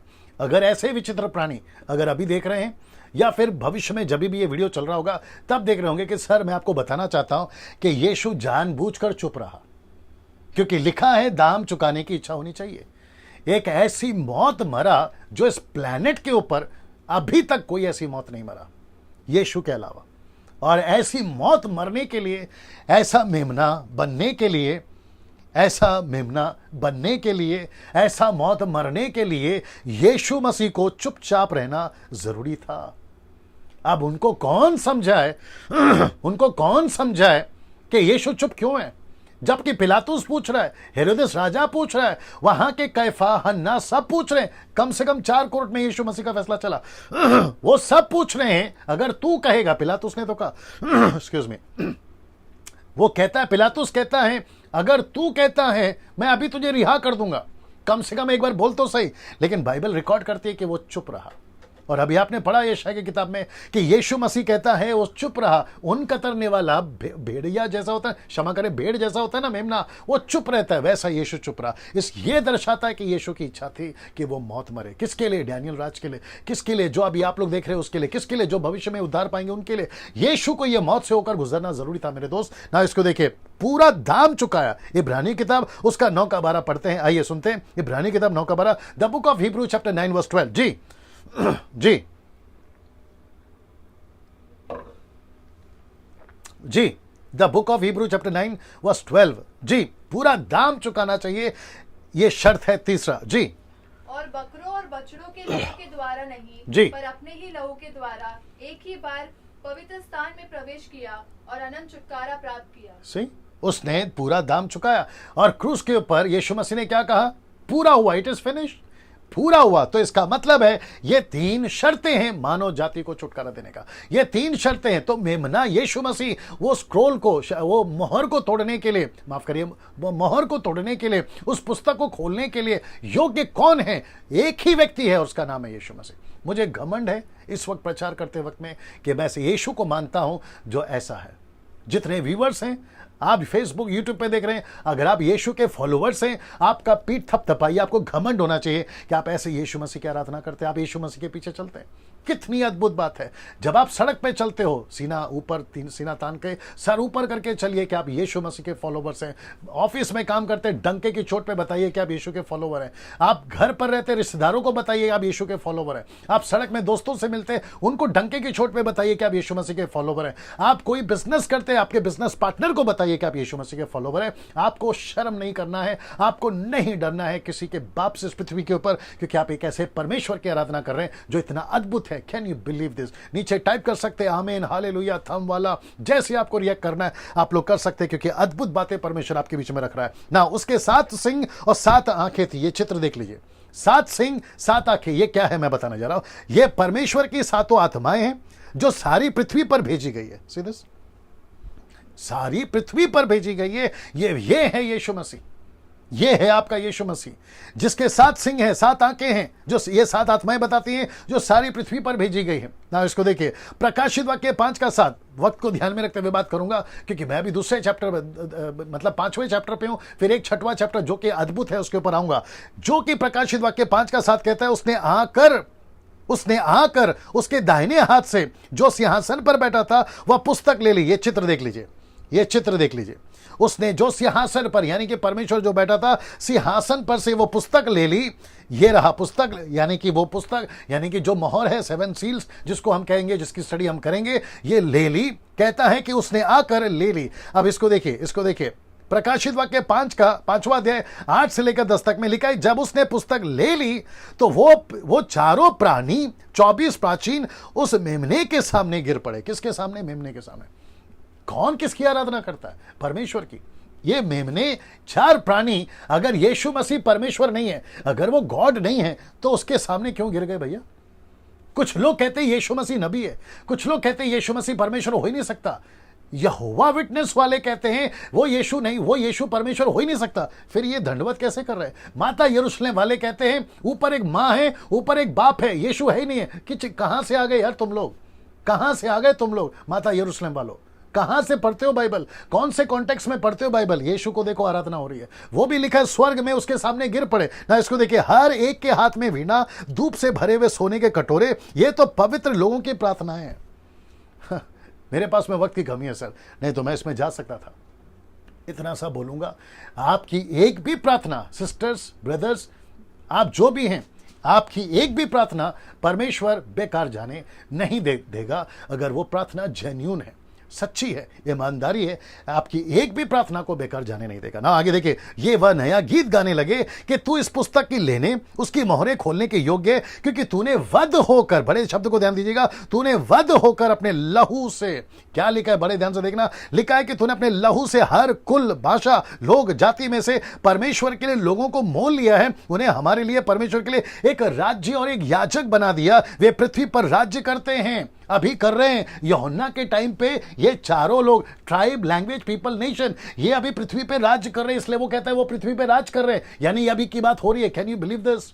तो स्वर्ग में जो चित्र देखा था, दर्शन देखा था, उसके हिसाब से ये कुल, भाषा, लोग, जाति, ट्राइब, लैंग्वेज, पीपल, नेशन अभी पृथ्वी पर है जैसे आप और हम हैं। कितना कनेक्शन है, देखिए कितनी कनेक्टिविटी है, वो देख लीजिएगा ना। इसको देखिएगा, प्रकाशित वाक्य 5:11 क्या कहता है? जब मैंने देखा तो सिंहासन और उन प्राणियों और उन प्राचीनों के चारों ओर बहुत से स्वर्गदूतों का शब्द सुना, जिनकी गिनती लाखों और करोड़ों में, मिलियंस, बिलियंस में। किसकी गिनती? स्वर्गदूतों की। मैं इसके ऊपर भी आ रहा हूं कि स्वर्गदूत कितने हैं और क्या क्या है स्वर्गदूत, ठीक है ना, इसके ऊपर भी आऊंगा। लेकिन लाखों की तादाद में स्वर्गदूत हैं। मैं पिक्चर ढूंढ रहा था गूगल में, लेकिन मुझे नहीं मिला। लेकिन कल्पना करिए कि लाखों करोड़ों स्वर्गदूत परमेश्वर की आराधना दिन रात करते हैं। तो इस पृथ्वी के ऊपर जो वर्शिपर से, बड़े ध्यान से सुनो, तो इस पृथ्वी पर जो आप कंजड़ी झांझ लेके करते हो, प्लीज बुरा नहीं मानना, मेहरबानी नहीं कर रहे हो परमेश्वर के ऊपर कि देख परमेश्वर मैं तेरी आराधना कर रहा हूं। परमेश्वर आराधना का मोहताज नहीं है, खास करके आपके और मेरे आराधना का मोहताज नहीं है। ये हम नहीं है जो उसको आराधना देते हैं, ये वह है जिसने हमको चुना ताकि हम उसकी आराधना करें। तो वर्शिपर्स, घमंड नहीं करना कि तुम्हारे गाने के चलते परमेश्वर को महिमा मिलती है, ये घमंड निकाल दो। आपका एक म्यूजिक एल्बम के वजह से परमेश्वर को महिमा मिल रही है ना, ये घमंड निकाल दो। लाखों करोड़ों स्वर्गदूत है, परमेश्वर ऐसा चुटकी बजाएगा ना, चारों तरफ लाइनें लग जाती है उसकी आराधना की। क्या बात करते हो तुम? पंजाब, गुजरात और महाराष्ट्र और न जाने कहां से, अमेरिका से कहते हो कि मेरा गाना परमेश्वर को खूब पसंद आता है, इसलिए परमेश्वर की महिमा होती है। परमेश्वर के पास में लाखों स्वर्गदूत पड़े जो उसकी आराधना कर सकते हैं। तो ये घमंड निकालिए ना। इसको देखिए, प्रकाशित वाक्य 5:12, वे ऊंचे शब्द से कहते थे कि वध किया हुआ मेमना ही सामर्थ, धन, ज्ञान, शक्ति, आदर, महिमा और धन्यवाद के योग्य।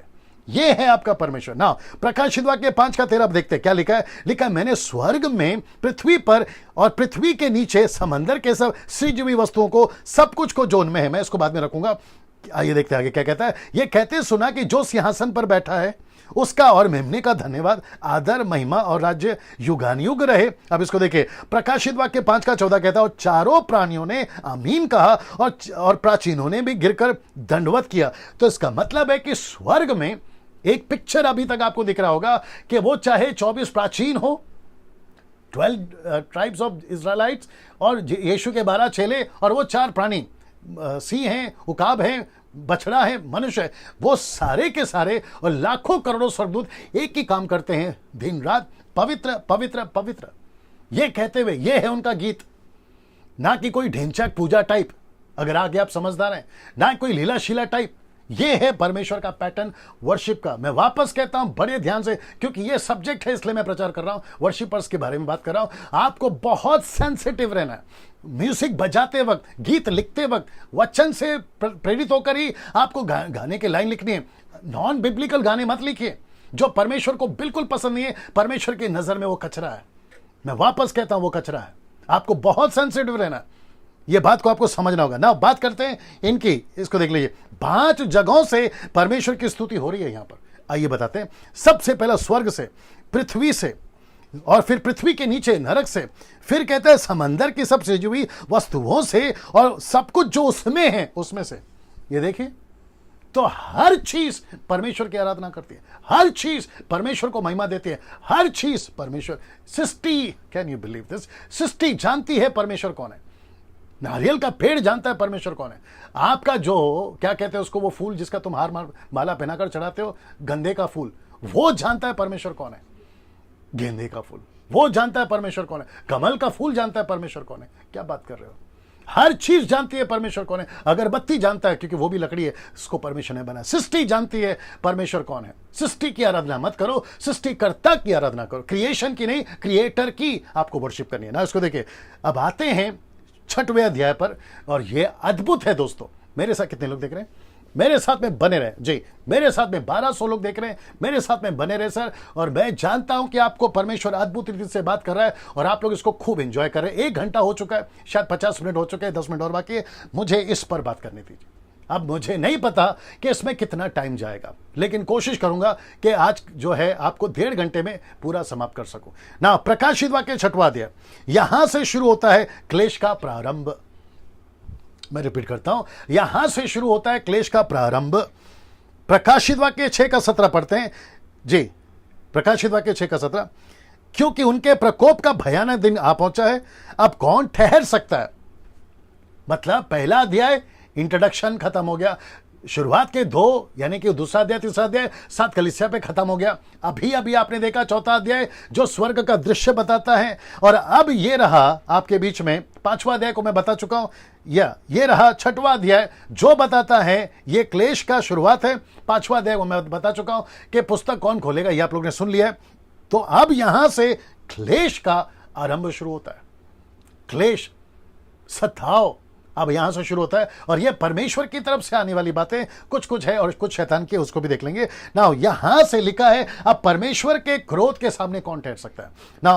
पहला अध्याय से लेकर 6वें अध्याय तक, क्षमा करें, 1 से 6 तक के मोहरों का, नॉट अध्याय, मोहरों का, 1 से 6 तक के मोहरों का खुलासा पूरे 2 चैप्टर यानी 6 और 7 में है। तो 7वां अध्याय मैं आपको कल बताऊंगा। आज सिर्फ 6वां अध्याय तक खत्म करेंगे, 7वां अध्याय में कल बताऊंगा। लेकिन टोटल जो 6 सील्स, टोटल 7 है, 6 सील्स जो है आपको सिर्फ 2 चैप्टर में मिलेगा। इसलिए ये आपको पहले मैंने बता दिया। अगर आप लोग स्टडी कर रहे हैं, लिख रहे हैं, आप उसको समझ जाएगा 1 से लेकर 6 तक। तो सबसे पहले बात करते हैं 4 घोड़ों की जी, 4 घोड़ों की। एक है सफेद, लाल, काला, पीला जी, सफेद, लाल, काला, पीला। अब यहां पे जो फोटो में आपको दिख रहा है सीक्वेंस, वो नहीं दिख रहा होगा, लेकिन मैंने डाल दिया, ठीक है ना। सफेद, लाल, काला, पीला। ना पहली मोहर, ऑन कर लीजिए लाइट को। पहली मोहर, आइए देखते क्या है।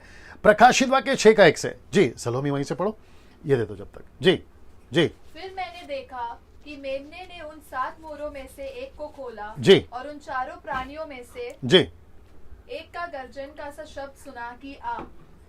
जी, वापस पढ़िए। फिर मैंने देखा कि मेमने ने उन 7 मोहरों में से एक को खोला जी, और उन चारों प्राणियों में से एक का गर्जन का सा शब्द सुना कि आ। ओके, नाउ ये आपने पढ़ लिया है और आपके सामने वचन आ गया। नाउ सबसे पहला, यानी कि जब पहली मोहर खोली मेमने ने, क्या हुआ देखते हैं। तो मैंने दृष्टि की और देखो, शब्द देखिए, मैंने दृष्टि की और देखो एक श्वेत घोड़ा है, यानी कि व्हाइट हॉर्स, सफेद घोड़ा। आइए देखते क्या करता है। उसका सवार धनुष लिए हुए, उसे एक मुकुट दिया गया, वह जय करता हुआ निकला कि और भी जय प्राप्त करे। तो इसका मतलब है कि उसके पास में सफेद घोड़ा है, उसके पास में धनुष है, और उसके पास में मुकुट है जो जय करता हुआ। मुकुट का मतलब है वो विक्ट्री पाएगा, गलत तरीके से या सही तरीके से, ये तो मैं आपको बीच में रखने जा रहा हूं, लेकिन इतना है कि वो विजय पाएगा। आइए देखते कैसे। तो सबसे पहला ये देख लीजिए आप चित्र जी, ये चित्र देख लीजिए आप। सफेद घोड़ा है, उसका सवार है, और उसके हाथ में धनुष है। अब जब आप धनुष पढ़ते हो तो मुझे वहां पर वो नहीं दिख रहा है, क्या बोलते हैं उसको, तीर, इंग्लिश में क्या कहते हैं, एरो नहीं दिख रहा है, नहीं दिख रहा आपको, ये नहीं दिख रहा आपको ना। इसका मतलब है, जरा शब्द को देखिए, लाइट ऑन कर लो। ये सफेद घोड़ा तो है, लेकिन इसमें एक चालाकी है। मैं आपको बता दिया हूं चालाकी क्या है, आपके बीच में रखने जा रहा हूं। ये सफेद है, लेकिन सफेद किसको दर्शाता है दोस्तों? शांति का प्रतीक। लेकिन इसके हाथ में धनुष भी है, लेकिन तीर नहीं है। आप समझ गए? इसका मतलब है ये शैतान की ओर से है, एंटी क्राइस्ट की ओर से है। ये सताव लाएगा इसी पृथ्वी पर। ना उसको भी बता रहा हूं, ये झूठा यीशु बहुत आएंगे, इसलिए बाइबल सावधान करती है। तो ऐसे झूठे यीशु, ऐसे झूठे तरीके से फंसाने वाले आएंगे जो खुद को कहेंगे मैं यीशु हूं। मैं रखने जा रहा हूं अभी आपके बीच में, मैं यीशु हूं, शांति की बात करता हूं। ये सारी बातें जिसके लिए बाइबल हमें सावधान पहले से करती है। यीशु ने कहा है कि मेरे जैसे बहुत आएंगे। उसके लिए मत्ती का 24 अध्याय आप लोग पढ़ लीजिएगा, आपको पता चल जाएगा। झूठे यीशु, पौलुस ने भी इसका जिक्र करा है। 2 कोरिन्थियों 11वां अध्याय वचन 4-5 में उसने कहा 2 आत्मा हो गई, 2 सुसमाचार हो गया, 2 यीशु हो गया। तो ये बताता, तो इसका मतलब है ये सफेद घोड़ा शैतान की ओर से है, ये सफेद घोड़ा परमेश्वर की ओर से नहीं है, और ये सफेद घोड़ा डिस्ट्रक्शन ला रहा है पृथ्वी के ऊपर, क्लेश ला रहा है। आइए देखते कैसे। ना सबसे पहले बात करते हैं, पहली सदी से लेकर 21 सदी तक ना जाने कितने झूठे यीशु आ चुके हैं, और ना जाने कितनी झूठी कलीसियाएं अब तक पृथ्वी पर आ चुकी है। तो झूठे यीशु पहली सदी से 21वीं सदी में। अब इसका पूरा डेटा गूगल से मुझे मिला था, मैंने स्टडी करी, लेकिन दिक्कत की बात यह है मैं उन सब को आपके बीच में नहीं रख पा रहा हूं। मैंने कल कहा था मैं बहुत डेप्थ में भी नहीं जा रहा हूं, या डीप भी नहीं जा रहा हूं, और बहुत हल्का हल्का भी नहीं दे रहा हूं। मैं बिल्कुल बीच वाला टीचिंग दे रहा हूं आपको।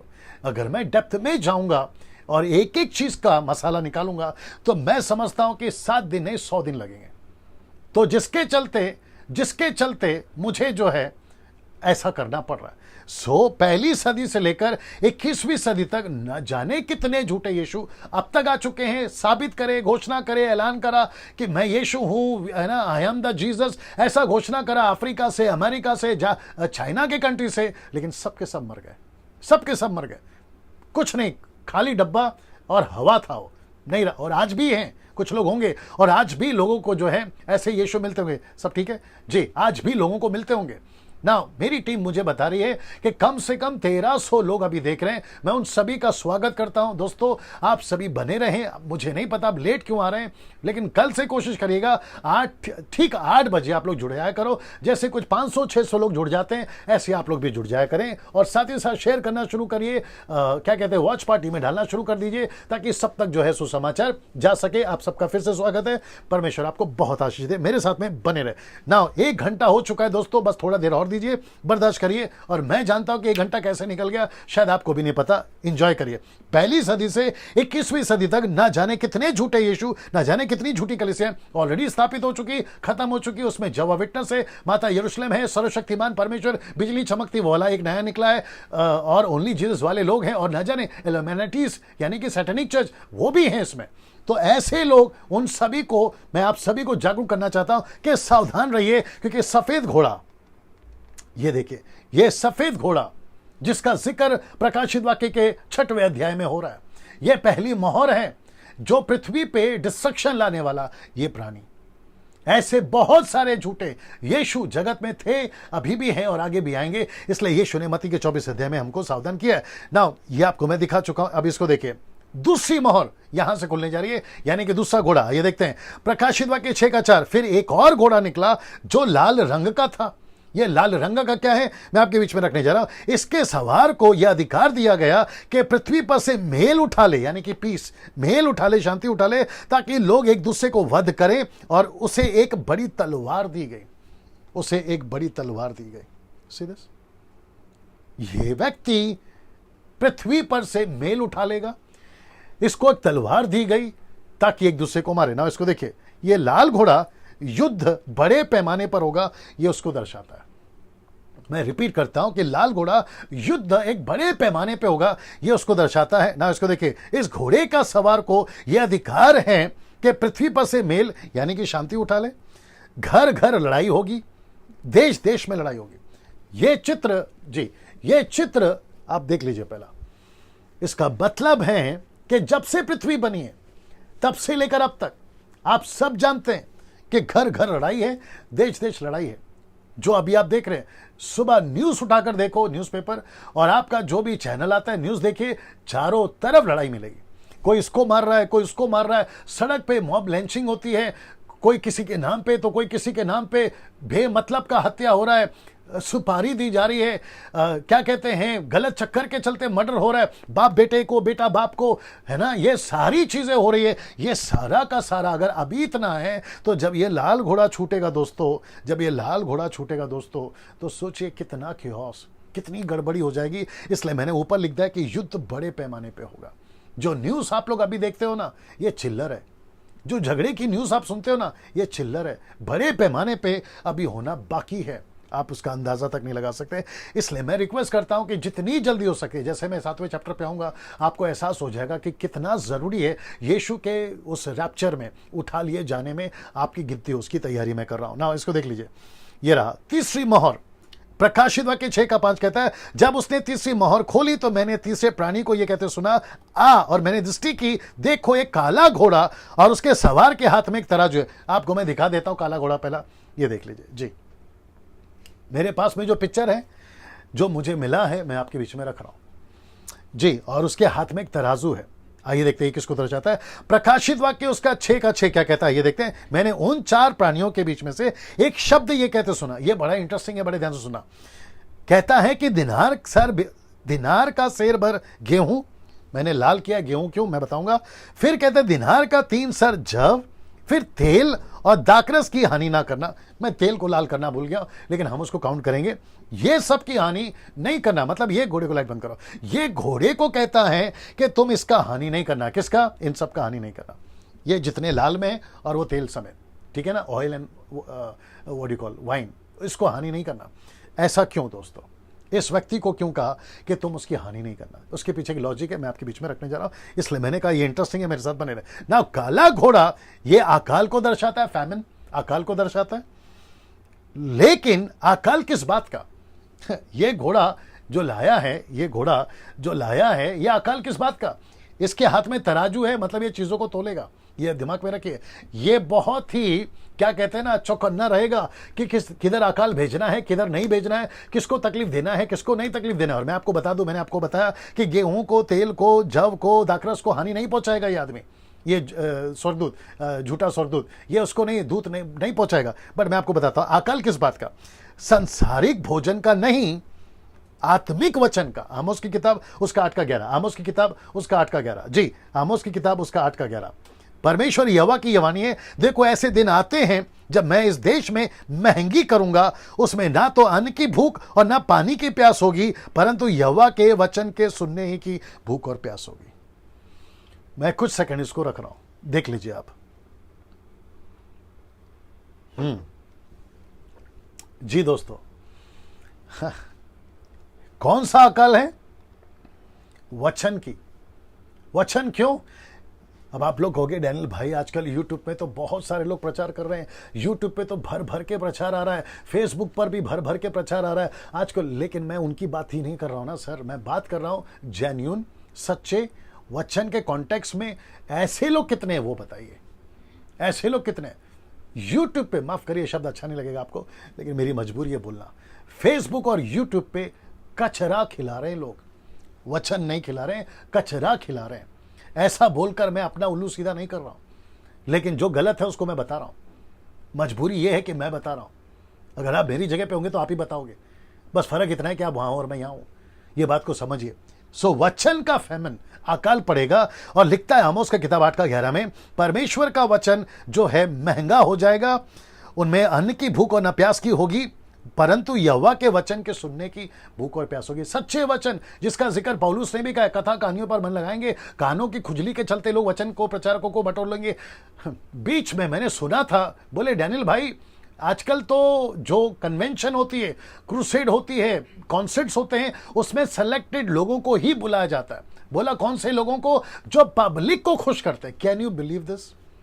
तो ऑर्गेनाइजर्स भी, अभी वो देख रहे नहीं देख रहे मुझे नहीं मालूम, वो ऑर्गेनाइजर्स भी तय करते हैं कि कौन से प्रीचर को बुलाने से पब्लिक खुश होगी। तो ऐसे डिमांड पे हैं आज लोग।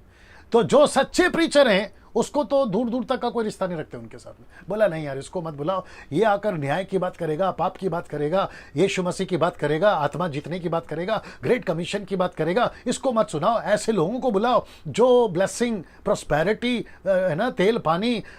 कम ऑन, आप समझिए कौन सी दुनिया में हम जी रहे हैं ना। इसको देखिए, काला घोड़ा ये अंधकार बहुत फैलाएगा।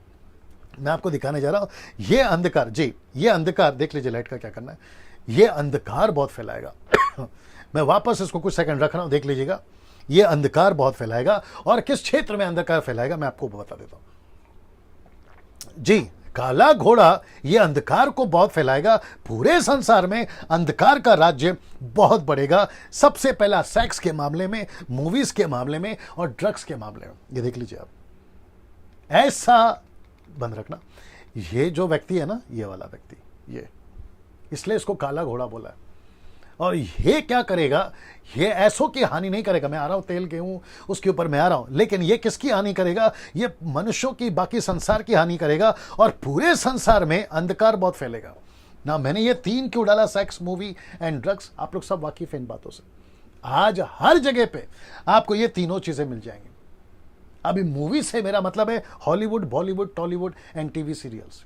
आपको बहुत संभालना है कि ये जो काला घोड़ा है ये पूरे मसीह समाज के अंदर भी, मैं रखूंगा चित्र, और साथ ही साथ में सांसारिक तौर पे ये अपना पूरा कब्जा कर चुका है। हर शुक्रवार को पिक्चर रिलीज होती है और पिक्चर पहला शो जाना ही है। सलमान खान, शाहरुख खान, अमिताभ बच्चन या जो भी हॉलीवुड, बॉलीवुड, उनका पिक्चर देखना ही है, पहला शो जाना ही है। तो कौन से बंधन में, आप सोच के देखिए। मैंने ड्रग्स का जिक्र क्यों किया, मैं इसके ऊपर बाद में भी आऊंगा।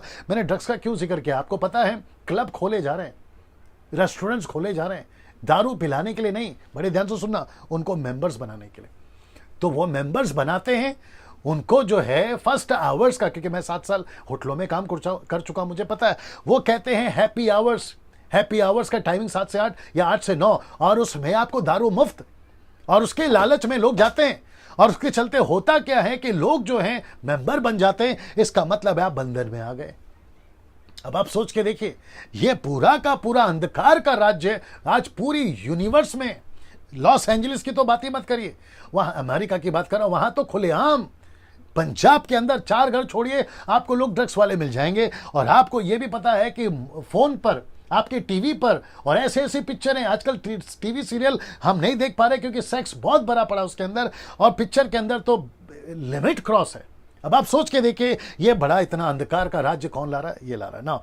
दोस्तों, मैंने ये चित्र इसलिए जानबूझ के रखा है कि ऐसा ही काला अंधकार या काला घोड़ा आजकल चर्चों में भी घुस चुका है। चर्चों में भी घुस चुका है। अफेयर्स, एक्स्ट्रा मैरिटल अफेयर्स, गलत चीजें, गलत पिक्चर्स, पिक्चर के गाने, ये सब आपके चर्च में चलते हैं। ये सब चर्च में चलते हैं। 10% कलीसिया ऐसी है, मैं उसकी बात नहीं कर रहा हूं, लेकिन 90% कलीसिया में ये काला घोड़ा घुस चुका है। ये चित्र को देख लीजिए आप, ये घुस चुका है। अब आप मुझे बताइए कैसा लग रहा है आपको।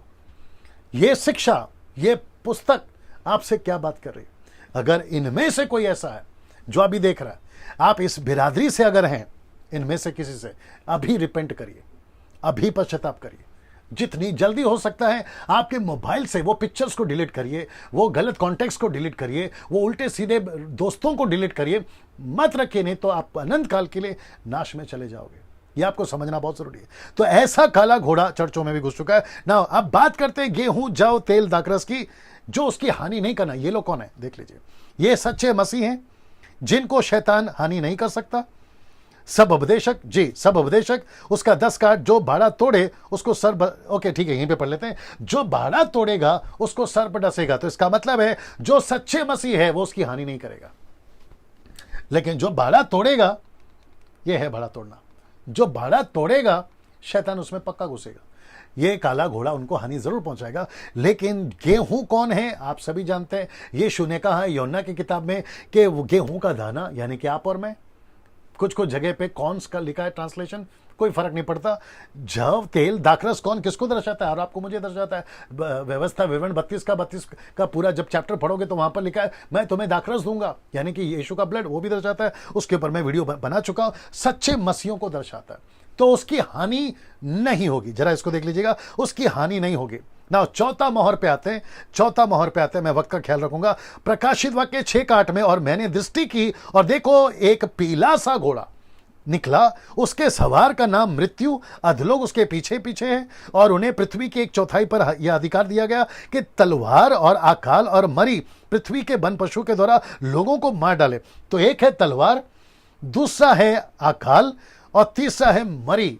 ये तीन घोड़ों का जो बाकी के 3 घोड़े ना, ये उसका मिश्रण है। पीला घोड़ा ये उसका कलर का मिश्रण है, क्योंकि ये तीनों की जो पीछे क्वालिटीज आपने दिखाई थी, मैंने दिखाई थी, वो उसको लेकर चलेगा। ये वाला घोड़ा, पीला घोड़ा, ये उसका मिश्रण है। ये घोड़ा मैं आपको बता चुका हूं, ये वाला। ये क्या फैलाएगा, कैसे फैलाएगा, आइए मैं आपके बीच में रखने जा रहा हूं। पीला घोड़ा 4 तरह का मृत्यु लाएगा, 4 तरीके से मैं आपके बीच में रखने जा रहा हूं। और कोरोना वायरस इससे कनेक्टेड है, मैं बता रहा हूं कैसे। अधलोक उसके पीछे पीछे है, तलवार, आपस में कत्ल, तलवार का मतलब है आपस में कत्ल, अकाल, भूख से लोग मरेंगे। विलाप गीत 5:10 पढ़िए जल्दी से, विलाप गीत 5:10 जल्दी से। विलाप गीत 5:10 इंग्लिश में कैसे आएगा वो देख लीजिए। विलाप गीत 5:10,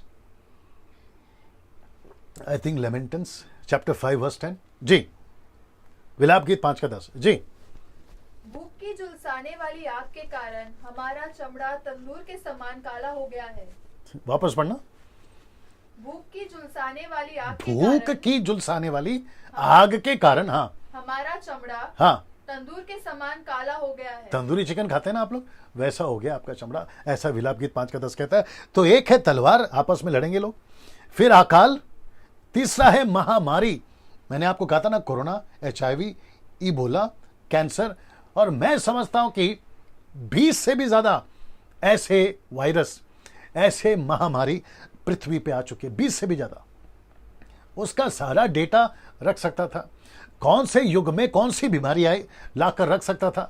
लेकिन मैं वापस कहूंगा कि अगर मैं एक एक के पीछे जाऊंगा ना, काफी टाइम हो जाएगा, इसलिए नहीं रखा। आप लोग बेहतर है गूगल पे जाइए, स्टडी कर लीजिए, आपको पता चल जाएगा। तो महामारी, और आप सभी को पता है कि कोरोना क्या कर सकती है। आज का न्यूज, कितने लाख लोग हो गए भारत में? 2.5 लाख जो हैं अभी पॉजिटिव हैं भारत के अंदर। अमेरिका में तो 4-5 लाख, पूरे दुनिया में तो 4-5 लाख चले गए। अब आप सोच के देखिए, अगर ऐसा कोरोना वायरस जिसने पूरी दुनिया को हिला के रख दिया, कैन यू बिलीव?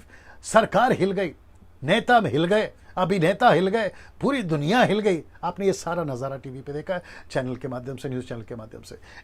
HIV अभी तक नहीं गया, इबोला, कैंसर तो लोगों को मार ही रहा है। तो इसका मतलब है अगर अभी ऐसा है, तो जब ये घोड़े छूटेंगे, आप सोच के देखो ये क्या कर सकते हैं ना। इसको देखिए, वन पशु जानवरों के द्वारा। इसका मतलब है, अभी बीच में किसी ने कहा था कि कोरोना वायरस वो उसके द्वारा है, उसका नाम क्या है वो? चमगादड़ के वजह से। क्या बोलते हैं उसको इंग्लिश में? बैट, उसकी वजह से है। सी, जानवरों के द्वारा। आपको जंगल में शेर घूमता हुआ दिखता है, लेकिन आपने न्यूज में भी देखा, वो तो शहर पे भी आ गया, मतलब सड़कों पे घूम रहा है। सांप, वन पशु लिखा ना, सांप, बिच्छू, ना जाने क्या क्या, इन सब के द्वारा इंसान की हानि क्यों हो रही है। आपको यह समझना होगा कि लूसीफर, यूहन्ना 10:10 में पढ़ा होगा ना, शैतान आता है चोरी करने, घात करने और हत्या करने। किसकी हत्या करा? इंसानों की। यही तो कनेक्शन है ना। इसको देखिए, इस घटना को यीशु ने मती में भी बोला है। आइए देखते हैं मती का किताब, उसका 24 का 6 से 7। इसको जरा पढ़ लेते हैं। मैंने डाला है क्या? नहीं डाला जी। मती 24 का 6 से 7। दोस्तों 15 मिनट और बने रहिए मेरे साथ में। कितने लोग देख रहे हैं अभी जी?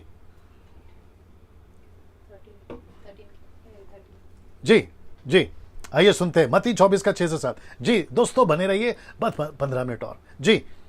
तुम लड़ाइयों और लड़ाइयों की चर्चा सुनोगे। ऐसा लिखा है कि तुम लड़ाइयों की चर्चा सुनोगे, तो घबरा न जाना, तो घबरा नहीं जाना, क्योंकि इनका होना अवश्य है। तो इसका मतलब है इन सब का होना अवश्य है।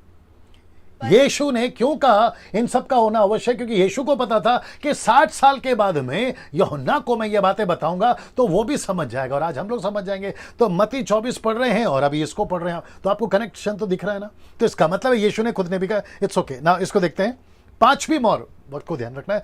5वीं मोहर, प्रकाशित वाक्य 6:9। जब उसने 5वीं मोहर खोली तो मैंने वेदी के नीचे उनके प्राणों को देखा, जो परमेश्वर के वचन के कारण, उस गवाही के कारण जो उन्होंने दी थी, वध किए गए थे। तो परमेश्वर के वेदी के नीचे कुछ आत्माएं हैं जिसको कहते हैं शहीद आत्माएं। आइए देखते हैं उसको क्या, ये चित्र देख लीजिए।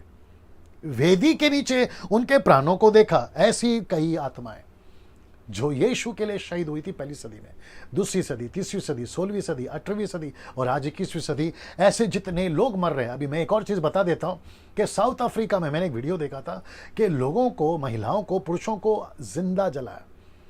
उसको देखकर आपको लगा होगा अरे क्या हो रहा है, लेकिन मैं बता दूं, आपको इनकरेज करना चाहता हूं, एक सेकंड जैसे यहां मरोगे, अगले सेकंड आप यहां पहुंचोगे। मतलब इस पृथ्वी पे जो एग्नी, जो तड़प, जो दुख आपको मिल रहा है, अगले ही पल वो खुशी में और आनंद में बदल जाएगा। बीच में मैंने देखा था कि जो आतंकवादी हैं अरब कंट्री से, वो क्रिश्चियंस को, पास्टर्स को गोली मार रहे, गला काट रहे। ये सारा वीडियो आपने देखा होगा ना। उन सबको देखकर मैं सभी को कहना चाहता हूं, डरना नहीं, बिल्कुल नहीं डरना, क्योंकि अगले ही क्षण आप यहां होंगे। तो ऐसी वेदी देखी जिनके वेदी के नीचे लोग, ये है वेदी और ये सारी आत्माएं, उनको सफेद कपड़ा दिया गया ना। इसको देखो क्या कहता है, उन्होंने बड़े शब्द से पुकार कर कहा, हे स्वामी, मतलब परमेश्वर, हे पवित्र और सत्य, तू कब तक न्याय ना करेगा? पृथ्वी के रहने वालों से हमारे लहू का पलटा कब तक ना लेगा? ये बात उसकी हो रही है। उसने हर एक को श्वेत वस्त्र दिए। उनसे कहा गया कि और थोड़ी देर, सीधे लिखा है कि और थोड़ी देर तक विश्राम करो, जब तक कि तुम्हारे संगीत दास, उसमें डैनियल राज हो सकता है, अभी आप लोग जिन्हें देख रहे हैं वो हो सकता है, तुम्हारे संगीत दास और भाई जो तुम्हारी नाई वध होने वाले हैं, उनकी भी गिनती पूरी ना हो ले। तो इसका मतलब है सुसमाचार के लिए त्याग का जीवन जीना जरूरी है। आप BMW में घूमो, मुझे कोई तकलीफ नहीं है। आप 2 BHK 3 BHK में रहो, कोई तकलीफ नहीं है। आपके पॉकेट में पैसे आ जाए, कोई तकलीफ नहीं है। आप जहां घूमना चाहो, देश विदेश, कोई तकलीफ नहीं है। अगर आपने वो विचारधारा नहीं लाए कि प्रभु सब कुछ तो दे रहा, तेरा धन्यवाद, लेकिन तेरे लिए शहीद होने को भी तैयार हो, ऐसे कॉन्सेप्ट में चलना है सर आप लोगों को। लेकिन कुछ लोग क्या प्रचार कर रहे हैं कि हमको कोई तकलीफ नहीं आएगी, तो फिर ये सब क्या है? एक पहलू नहीं देखते ना सिक्के का, दोनों पहलू देखना है, because every coin has a two side. आपको दोनों तरफ का देखना है। ये मैं आपके बीच में रख रहा हूं ना। दोस्तों इसको देखिए, इसका अर्थ है कि जो लोग प्रभु में शहीद होते हैं, उनको दो क्षमता दी जाती है। एक है उनको देख सके पृथ्वी पर, एक क्षमता। दूसरा है वो हमारे लिए प्रार्थना कर सके। इसलिए इब्रानियों की किताब उसका 12 का 2, अगर आपने, मैंने डाला जी डाला है, इब्रानियों की किताब 1 का लिखा है, इस कारण जबकि गवाहों का ऐसा बड़ा बादल, कौन है बादल? ये देखो, गवाहों का ऐसा बड़ा बादल कहता है हमको घेरे हुए, तो आओ हर एक रोकने वाली वस्तु, उलझाने वाले पाप को दूर करके वह दौड़ जिसमें हमें दौड़ना है, धीरज से दौड़ें। तो सेवा करो। शहर के पास्टर्स और गांव के पास्टर्स, मैं आप सभी को एनकरेज करना चाहता हूं, आपको किसी के बाप से नहीं डरना है यीशु की सेवा करते हुए।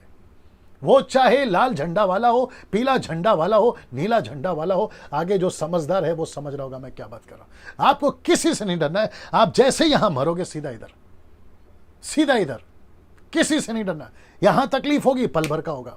एक गोली मारेंगे, वो तकलीफ होगा। गला काटेंगे, वो तकलीफ होगा। आपको जिंदा जलाएंगे, वो तकलीफ होगा। लेकिन जैसे ही यहां से खत्म होगी, यहां आंख बंद, यहां आंख खुली। और बाइबल कहती है तुम विश्राम करो, सीधे तुम विश्राम करो। Can you believe this? और साथ ही साथ में कहता है कि उनको दो क्षमता है। ये मेरा अपना इंटरप्रेट है, जो मुझे पता चला, क्योंकि वो कह रहे हैं कि इनके लिए ये कब तक ऐसे सहेंगे, हम कब तक ऐसे सहेंगे, तो हमारा पलटा कब मिलेगा, ये उसकी बात में आ रहा। हमको वो देख सकते हैं, ये क्षमता प्रभु दे सकता है। क्या नहीं दे सकता? एलीशा को एक्सक्यूज मी, एलीशा को चारों तरफ का पहाड़ का अग्निमय रथ दिखा सकता है। उसके नौकर को दिखा सकता है। जी दोस्तों, उसके नौकर को दिखा सकता है। स्वर्गदूत दिखा सकता है। ये दृश्य क्यों नहीं दिखा सकता? परमेश्वर क्या नहीं कर सकता? इसलिए परमेश्वर को किसी डब्बे में मत डालो, जिसको कहते हैं लिमिटेशन डब्बा, वो उसमें मत डाला करो। दूसरा है, हमारे लिए प्रार्थना कर रहे हैं वो लोग, ठीक है ना। इसको देखिए, दूसरा कुरिन्थियों 5 का 1 से 5 तक पढ़ते हैं। 2 Corinthians chapter 5 verse 1 to 5 आइए सुनते हैं, जो कि बहुत जरूरी है। जी जी, आप इसको इसमें पढ़ लीजिए। जी जी। क्योंकि हम जानते हैं कि जब हमारा पृथ्वी पर का डेरा सरी का घर गिराया जाएगा, तो हमें परमेश्वर की ओर से स्वर्ग पर एक ऐसा भवन मिलेगा जो हाथों से बना हुआ घर नहीं, परंतु चिरस्थायी है। इसमें तो हम कहराते और बड़ी लालसा रखते हैं कि अपने स्वर्गीय घर को पहन ले, कि इसके पहनने से हम नंगे न पाए जाए और हम इस डेरे में रहते हुए बोझ से दबे कहराते रहते हैं, जी। क्योंकि हम उतरना नहीं वरन और पहनना चाहते हैं, इसको हम पढ़ते रहो, इसको हमें पहनना है। ताकि वह जो मरणहार है जीवन में डूब जाए। जिसने हमें इसी बात के लिए तैयार किया है वह परमेश्वर है, जिसने हमें बयाने में आत्मा दी है। राइट नाउ तो पौलुस कहता है हम तो इसको पहनना चाहते हैं, जितनी जल्दी हो सके हम उस वस्त्र को पहनना चाहते हैं। हम यहाँ कराते हैं, हम यहाँ तड़प रहे, लेकिन हमारा एक डेस्टिनेशन है, हमारा एक मंजिल है, हम वहाँ जाएंगे। इसलिए मैंने बोला ये बहुत ज़रूरी है। नाउ दोस्तों, छठवीं मोहर का ए पार्ट या एक हिस्सा, 2 पार्ट है ए एंड बी, इसलिए मैंने लिखा ए। आइए देखते क्या है ना। प्रकाशित वाक्य 6 का 12, मेरे साथ में बने रहे। कितने लोग देख रहे हो, देखो ये बताते रहो बीच बीच में। प्रकाशित वाक्य 6 का 12, और जब उसने छठवीं मोहर खोली तो मैंने देखा कि एक बड़ा बुडोल हुआ, सूर्य कंबल की नाई काला और पूरा चंद्रमा लहू का सा हो गया।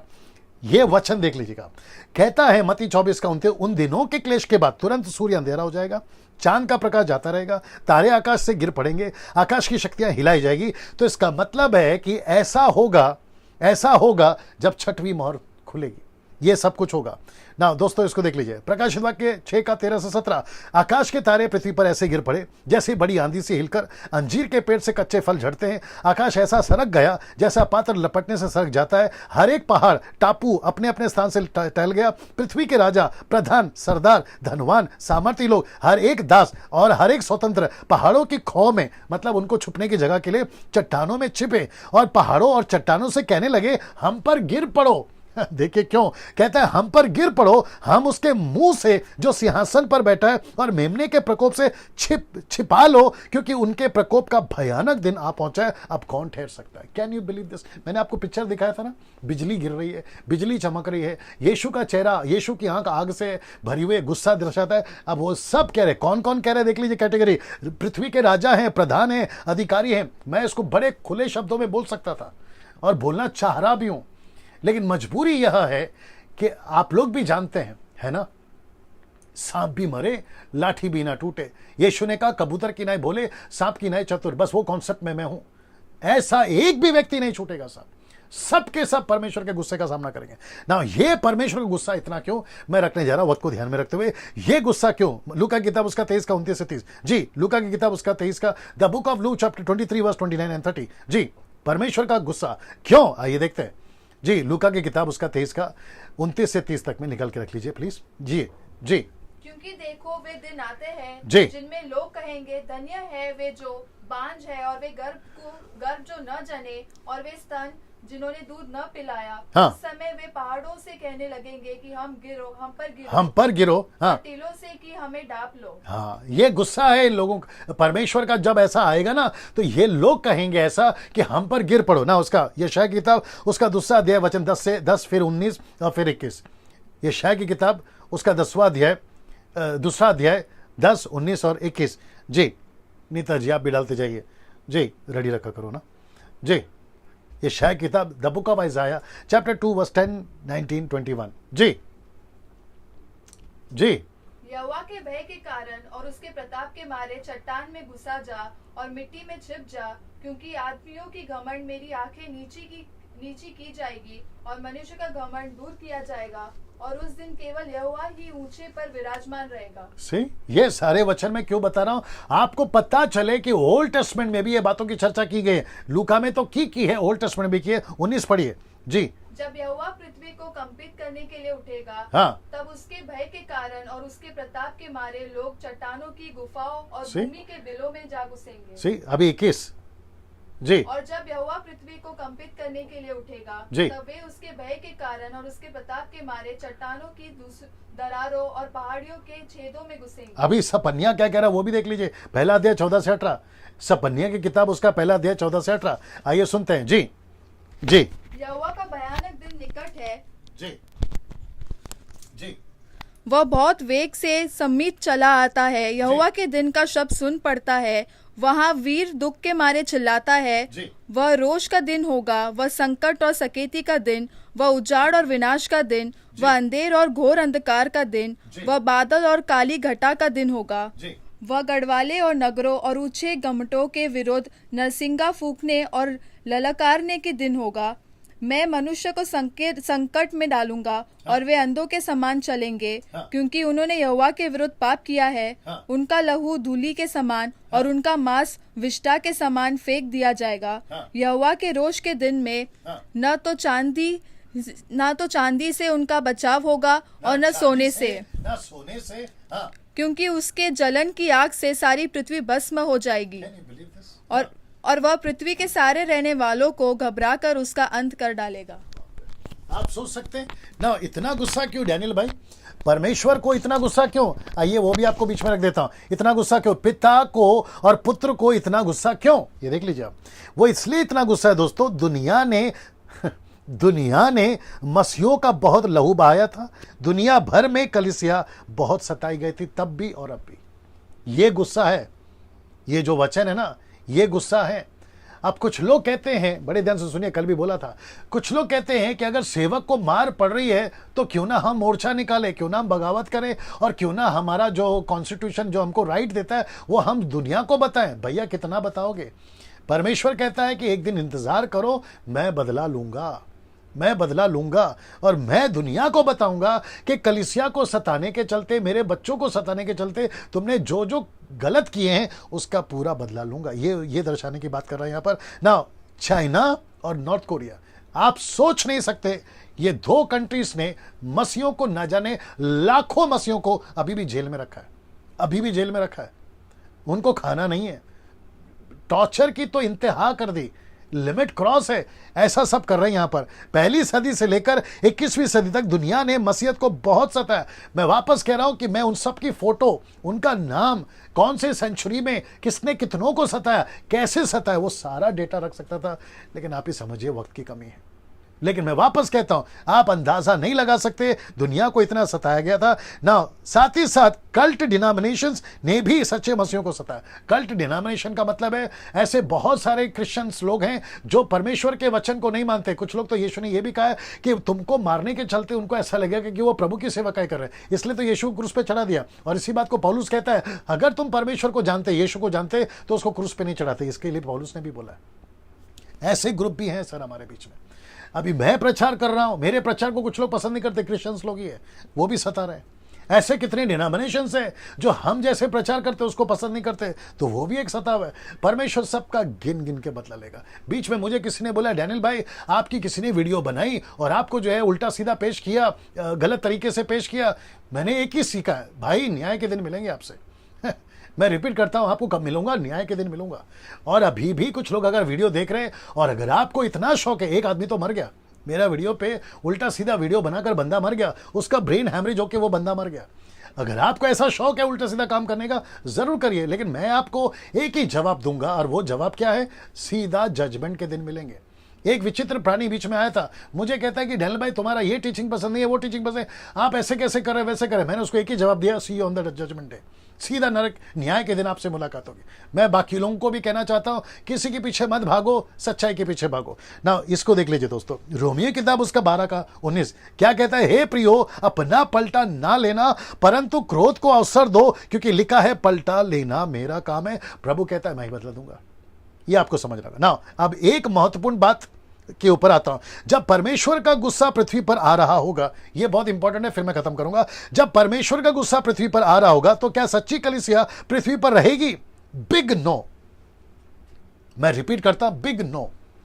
जब परमेश्वर का गुस्सा पृथ्वी पर आ रहा होगा तब क्या पृथ्वी पे आप और हम होंगे? तो बिग नो। यूट्यूब फेसबुक वालों तुम भी सुनो, ये जब तक यीशु नहीं आता, मुझे नहीं पता पहली पीढ़ी दूसरी पीढ़ी, जब यहां से और 200 साल तक अगर यीशु नहीं आता तो ये टीचिंग डैनियल राज का वीडियोस आपके बीच में रहेगा, खूब देखिएगा। Big no. परमेश्वर का गुस्सा पृथ्वी पर जब आएगा, वो कलीसिया पृथ्वी पर नहीं रहेगी, आप और हम पृथ्वी पर नहीं रहेंगे। 2 उदाहरण देता हूं आपको, ये देख लीजिए चित्र, ये देख लीजिए। मैं आपको 2 उदाहरण देता हूं। एक है नूह का जाज और दूसरा है सदोम और गमोरा, जहां लूत, उसकी पत्नी और उसकी 2 बेटियां, ये जब तक किसी सुरक्षित जगह पे नहीं पहुंचे, ऊपर से परमेश्वर ने किसी प्रकार का न्याय नहीं किया, ना पानी भेजा ना आग भेजा। अब आप सोच के देखो, अगर लूत, क्षमा करे, अगर नूह को बचा सकता है पानी से, जब तक वो अंदर नहीं गया, जब तक जहाज नहीं बना, परमेश्वर ठहरा रहा। बोला बेटा पहले अंदर चला जा, बाकी दुनिया को खत्म करता हूं। लूत के टाइम पे सदोम और गोमोरा, जब तक लूत को वो पहाड़ पे नहीं पहुंचा सका या पहुंचा दिया स्वर्गदूतों ने, तब तक आपका लूत सदोम और गोमोरा नाश नहीं हुआ। अब इसको देखिए, जब तक इनका सुरक्षित जगह नहीं किया या पहुंचाया, उनका न्याय नहीं भेजा, तो कलीसिया जब पृथ्वी पे क्लेश गुस्सा परमेश्वर का आएगा, तो क्या परमेश्वर, तो क्या कलीसिया को नहीं बचाएगा? सीरियस, कलीसिया को बचाएगा ना। प्रकाशित वाक्य 7:3 क्या कहता है? जब तक हम अपने परमेश्वर के दासों के माथे पर मोहर ना लगा दें, तब तक, शब्द को देख लीजिए, पृथ्वी और समुद्र और पेड़ों की हानि नहीं करना।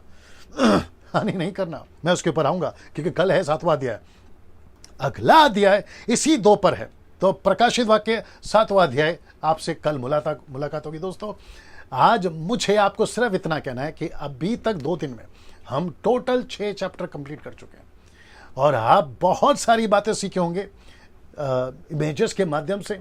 मैंने जो कॉन्टेक्स्ट में बात करी है, मैं रिक्वेस्ट करता हूं कि कल आप लोग बड़ी तादाद में और भी शिरकत करें और भी सीखें। अपने दोस्तों को, चर्च मेंबरों को कॉल करके बताएं, अपने सेवकों को कॉल करके बताएं। आप जितनों को बता सकते हैं ये टीचिंग को सुनने के लिए। और साथ ही साथ आप लोग इसको फेसबुक पर जब भी अपलोड हो जाएगा तो उसका लिंक भेज सकते हैं, दूसरों को व्हाट्सएप पे शेयर कर सकते हैं, व्हाट्सएप ग्रुप में शेयर कर सकते हैं। यूट्यूब पे मैं आज रात को अपलोड कर दूंगा, अभी ठीक 1 आधे घंटे के बाद आप उसको भी देख सकते हैं, उसको भी शेयर कर सकते हैं।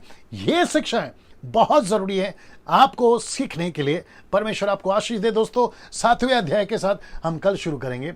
कल मुलाकात होगी। तब तक के लिए अपना ख्याल रखिए, सुरक्षित रहिए। परमेश्वर आपको आशीष दे। God bless you all.